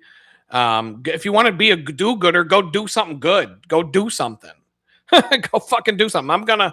Once I get my shit together, I'm just going to start picking up bikes and giving them to homeless people. Like I said, I'm doing that. That is one of the things that God told me. I've been sharing all these things that God said he's going to do this. He gave me another sign about that. I have to get a bike rack for my car. And I got to go and find bikes. And I've already made like a few connections that might help me with this too. So like these things are all, there's too many things going on for me to talk about it all. So I don't even know where I'm at. I'm losing my train of thought here and there. So like, I don't even, Yeah. So like, yeah, you donate money to a charity. I worked at the biggest grocery store chain in Pittsburgh. Okay. And I worked right across the hall from the CEO. I never saw her office, but it's crazy. It's like the size of a freaking, it's like this, it's probably bigger than your house. I'll just put it that way. I've been told about it, but I never saw it. I was sharing an office, quote unquote, with 20 other designers, all crammed in a room together that used to be a janitor's closet, and it was emptied out and turned into a workroom for the design team. While this fucking cunt has an actual house, like the size of an actual house for her office. But, you know, she's the CEO. But I was in another, there were other offices there that I had to go into from time to time. And one of the offices that I was in is one of the executives of the company. And just like Ron Burgundy, you know, he's kind of a big deal. His office smelled of, you know, rich mahogany, and he had many leather bound books. I mean, literally, he had mahogany shelves covered in leather books, just like Ron Burgundy. And the dude had a fucking putting course, a putt golf course in his fucking office. So they got room for these people to have an office that's, this dude had a fucking 9-hole putt golf course in his fucking office, surrounded by mahogany bookshelves with leather books that the dude never fucking read. That's just for decoration. You think he's opening up some fucking 18th century leather bound volume of Macbeth that Shakespeare himself fucking wrote and signed? He's got a signed copy of Macbeth in a leather-bound book on his mahogany shelf, and he's like, hitherto, hitherforth, hear ye, hear yo. You know, like reading these fucking Shakespeare plays while he's fucking working all day. He's probably not even using his golf course in his office. But he has a putt golf course in his office, like straight up 9-hole golf course. Wrap around window on the corner of the building with a view over the woods that's there right there with the view of the downtown Pittsburgh skyline in the background. Just, you know, they got room for that. But they took 20 of my people, crammed them all in a room shoulder to shoulder together. It used to be a janitor's closet. They took all the brooms and all the fucking floor buffer out and stuck us all in that room together and shut the door and like, here you go, you fucking scrubs. Go fuck yourselves. We got downgraded from having cubicles and shoved into that fucking room together. It was awful. It was one of the worst jobs. It was one of the worst companies I ever worked for. And that's the United way. That's the United way. That right there, that's the United way. You got this fucking CEO who just spent $300,000 of your donation money to remodel her office. How much of that donation money went to remodel her mansion? How much of that donation money went to build her a new swimming pool, a new hot tub next to the swimming pool? How much of that donation money went to buy her the tennis court that she put in her backyard? You know, like how much of that money went to the planes, her private jet? How much of that money went to her penthouse in downtown Manhattan? Like these people, if you're in the right club, you can do whatever the fuck you want. Look at Minnesota. I work with a woman at the bakery who has 11 kids. She homeschools them. You know, it is what it is. And, you know, they have a good family. She's great. We all get along really well at this place. I looked at her one day. I'm like, you know, you should start a Somali daycare. Because at least when the inspectors come, you'll have kids there. It won't just be some empty building on the side of the road that says Leering Center because they spelled the word learning wrong. They're going to go to your Somali daycare and see 11 kids. Oh, wow, she's doing really good for herself. That donation, that tax money went to something useful for once. I'm going to start a Somali daycare out of here. Like, how do I do it? I don't even know. Like, well, I don't think I can start a Somali daycare because they're going to do it. I'm going to have to get some sort of state certification, and they're not going to let me around kids because I have a, you know, felony. They won't even let me deliver food to someone's house on a bicycle through DoorDash. So they're certainly not going to let me open a Somali daycare. But boy, that would be a ticket. That would be a golden ticket out of this fucking mess. Um, but you know, if I start going down that road, if I start talking about the government tonight, that's not going to end well. Um, so I don't know. It's cool. I got to see a lot of the OGs showing up in the crowd tonight. Um, you know, if you're watching the replay, you know, it's not as fun. And when you watch it live, you don't have to watch the ads. As soon as I hit that end stream button, I'm turning on the ads. So the first person watching the replay, you're going to be watching a freaking ad every 5 minutes, unless you got ad blockers turned on. You're using the Brave browser. I'll tell you how to turn off the ads. Download Brave, download uBlock Origin. Boom, you're not watching ads on YouTube anymore. But Google, if you're using Chrome, that Chrome is disabled.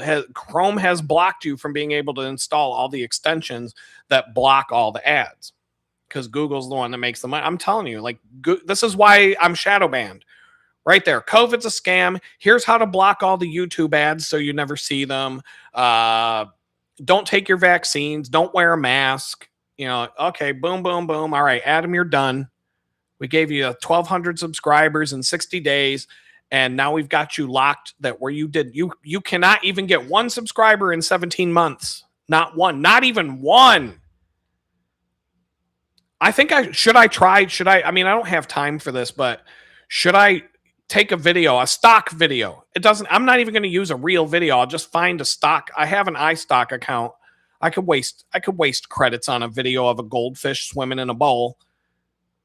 Turn on a YouTube channel, give it some goofy ass screen name, upload one video of a fish swimming in a fish bowl, and then every week when I come onto the live stream will count how many subscribers it has. I bet that thing will have like 500 subscribers by the time a year is over with, and I'll have 0 new subscribers. And then YouTube's going to turn around and tell me, we don't shadow ban people. We don't shadow ban anybody. Yeah, exactly. Yeah, that's exactly what you don't do. But anyway, I think I got to get out of here. It's like we're 3 minutes and 16 seconds into this, and I got stuff staring at me on my phone. I don't even know what it is. I don't want to know, probably. I don't think I do want to know, but we're going to leave it at that. We're going to end this live stream once again. Sunday, 2:00 Central Standard Time. Members only live stream. You know what I'm saying? That's where it's at. Hit that button. Hit that join button right there. Hit that button. Sign up. I'm telling you, man, it's like $2 a month. You can't. I mean, what are you gonna get for $2 a month that's better than that? I don't know, but I got to get my memberships up. I got to get up to like 10. So have at it. We'll have a good time as usual. It was great hanging out with everybody, and hopefully one of these days you should tell your girlfriend to subscribe. You should subscribe. What the fuck? You should both subscribe. Tell all the girls to sign up. Anyway, I'm going to say goodnight, go get something to eat, watch some Star Wars, and I hope I can just chill out and get some good night's sleep without my house being struck by lightning again. And with that, I'm going to say, I don't know how to, there you go. Peace out. All right.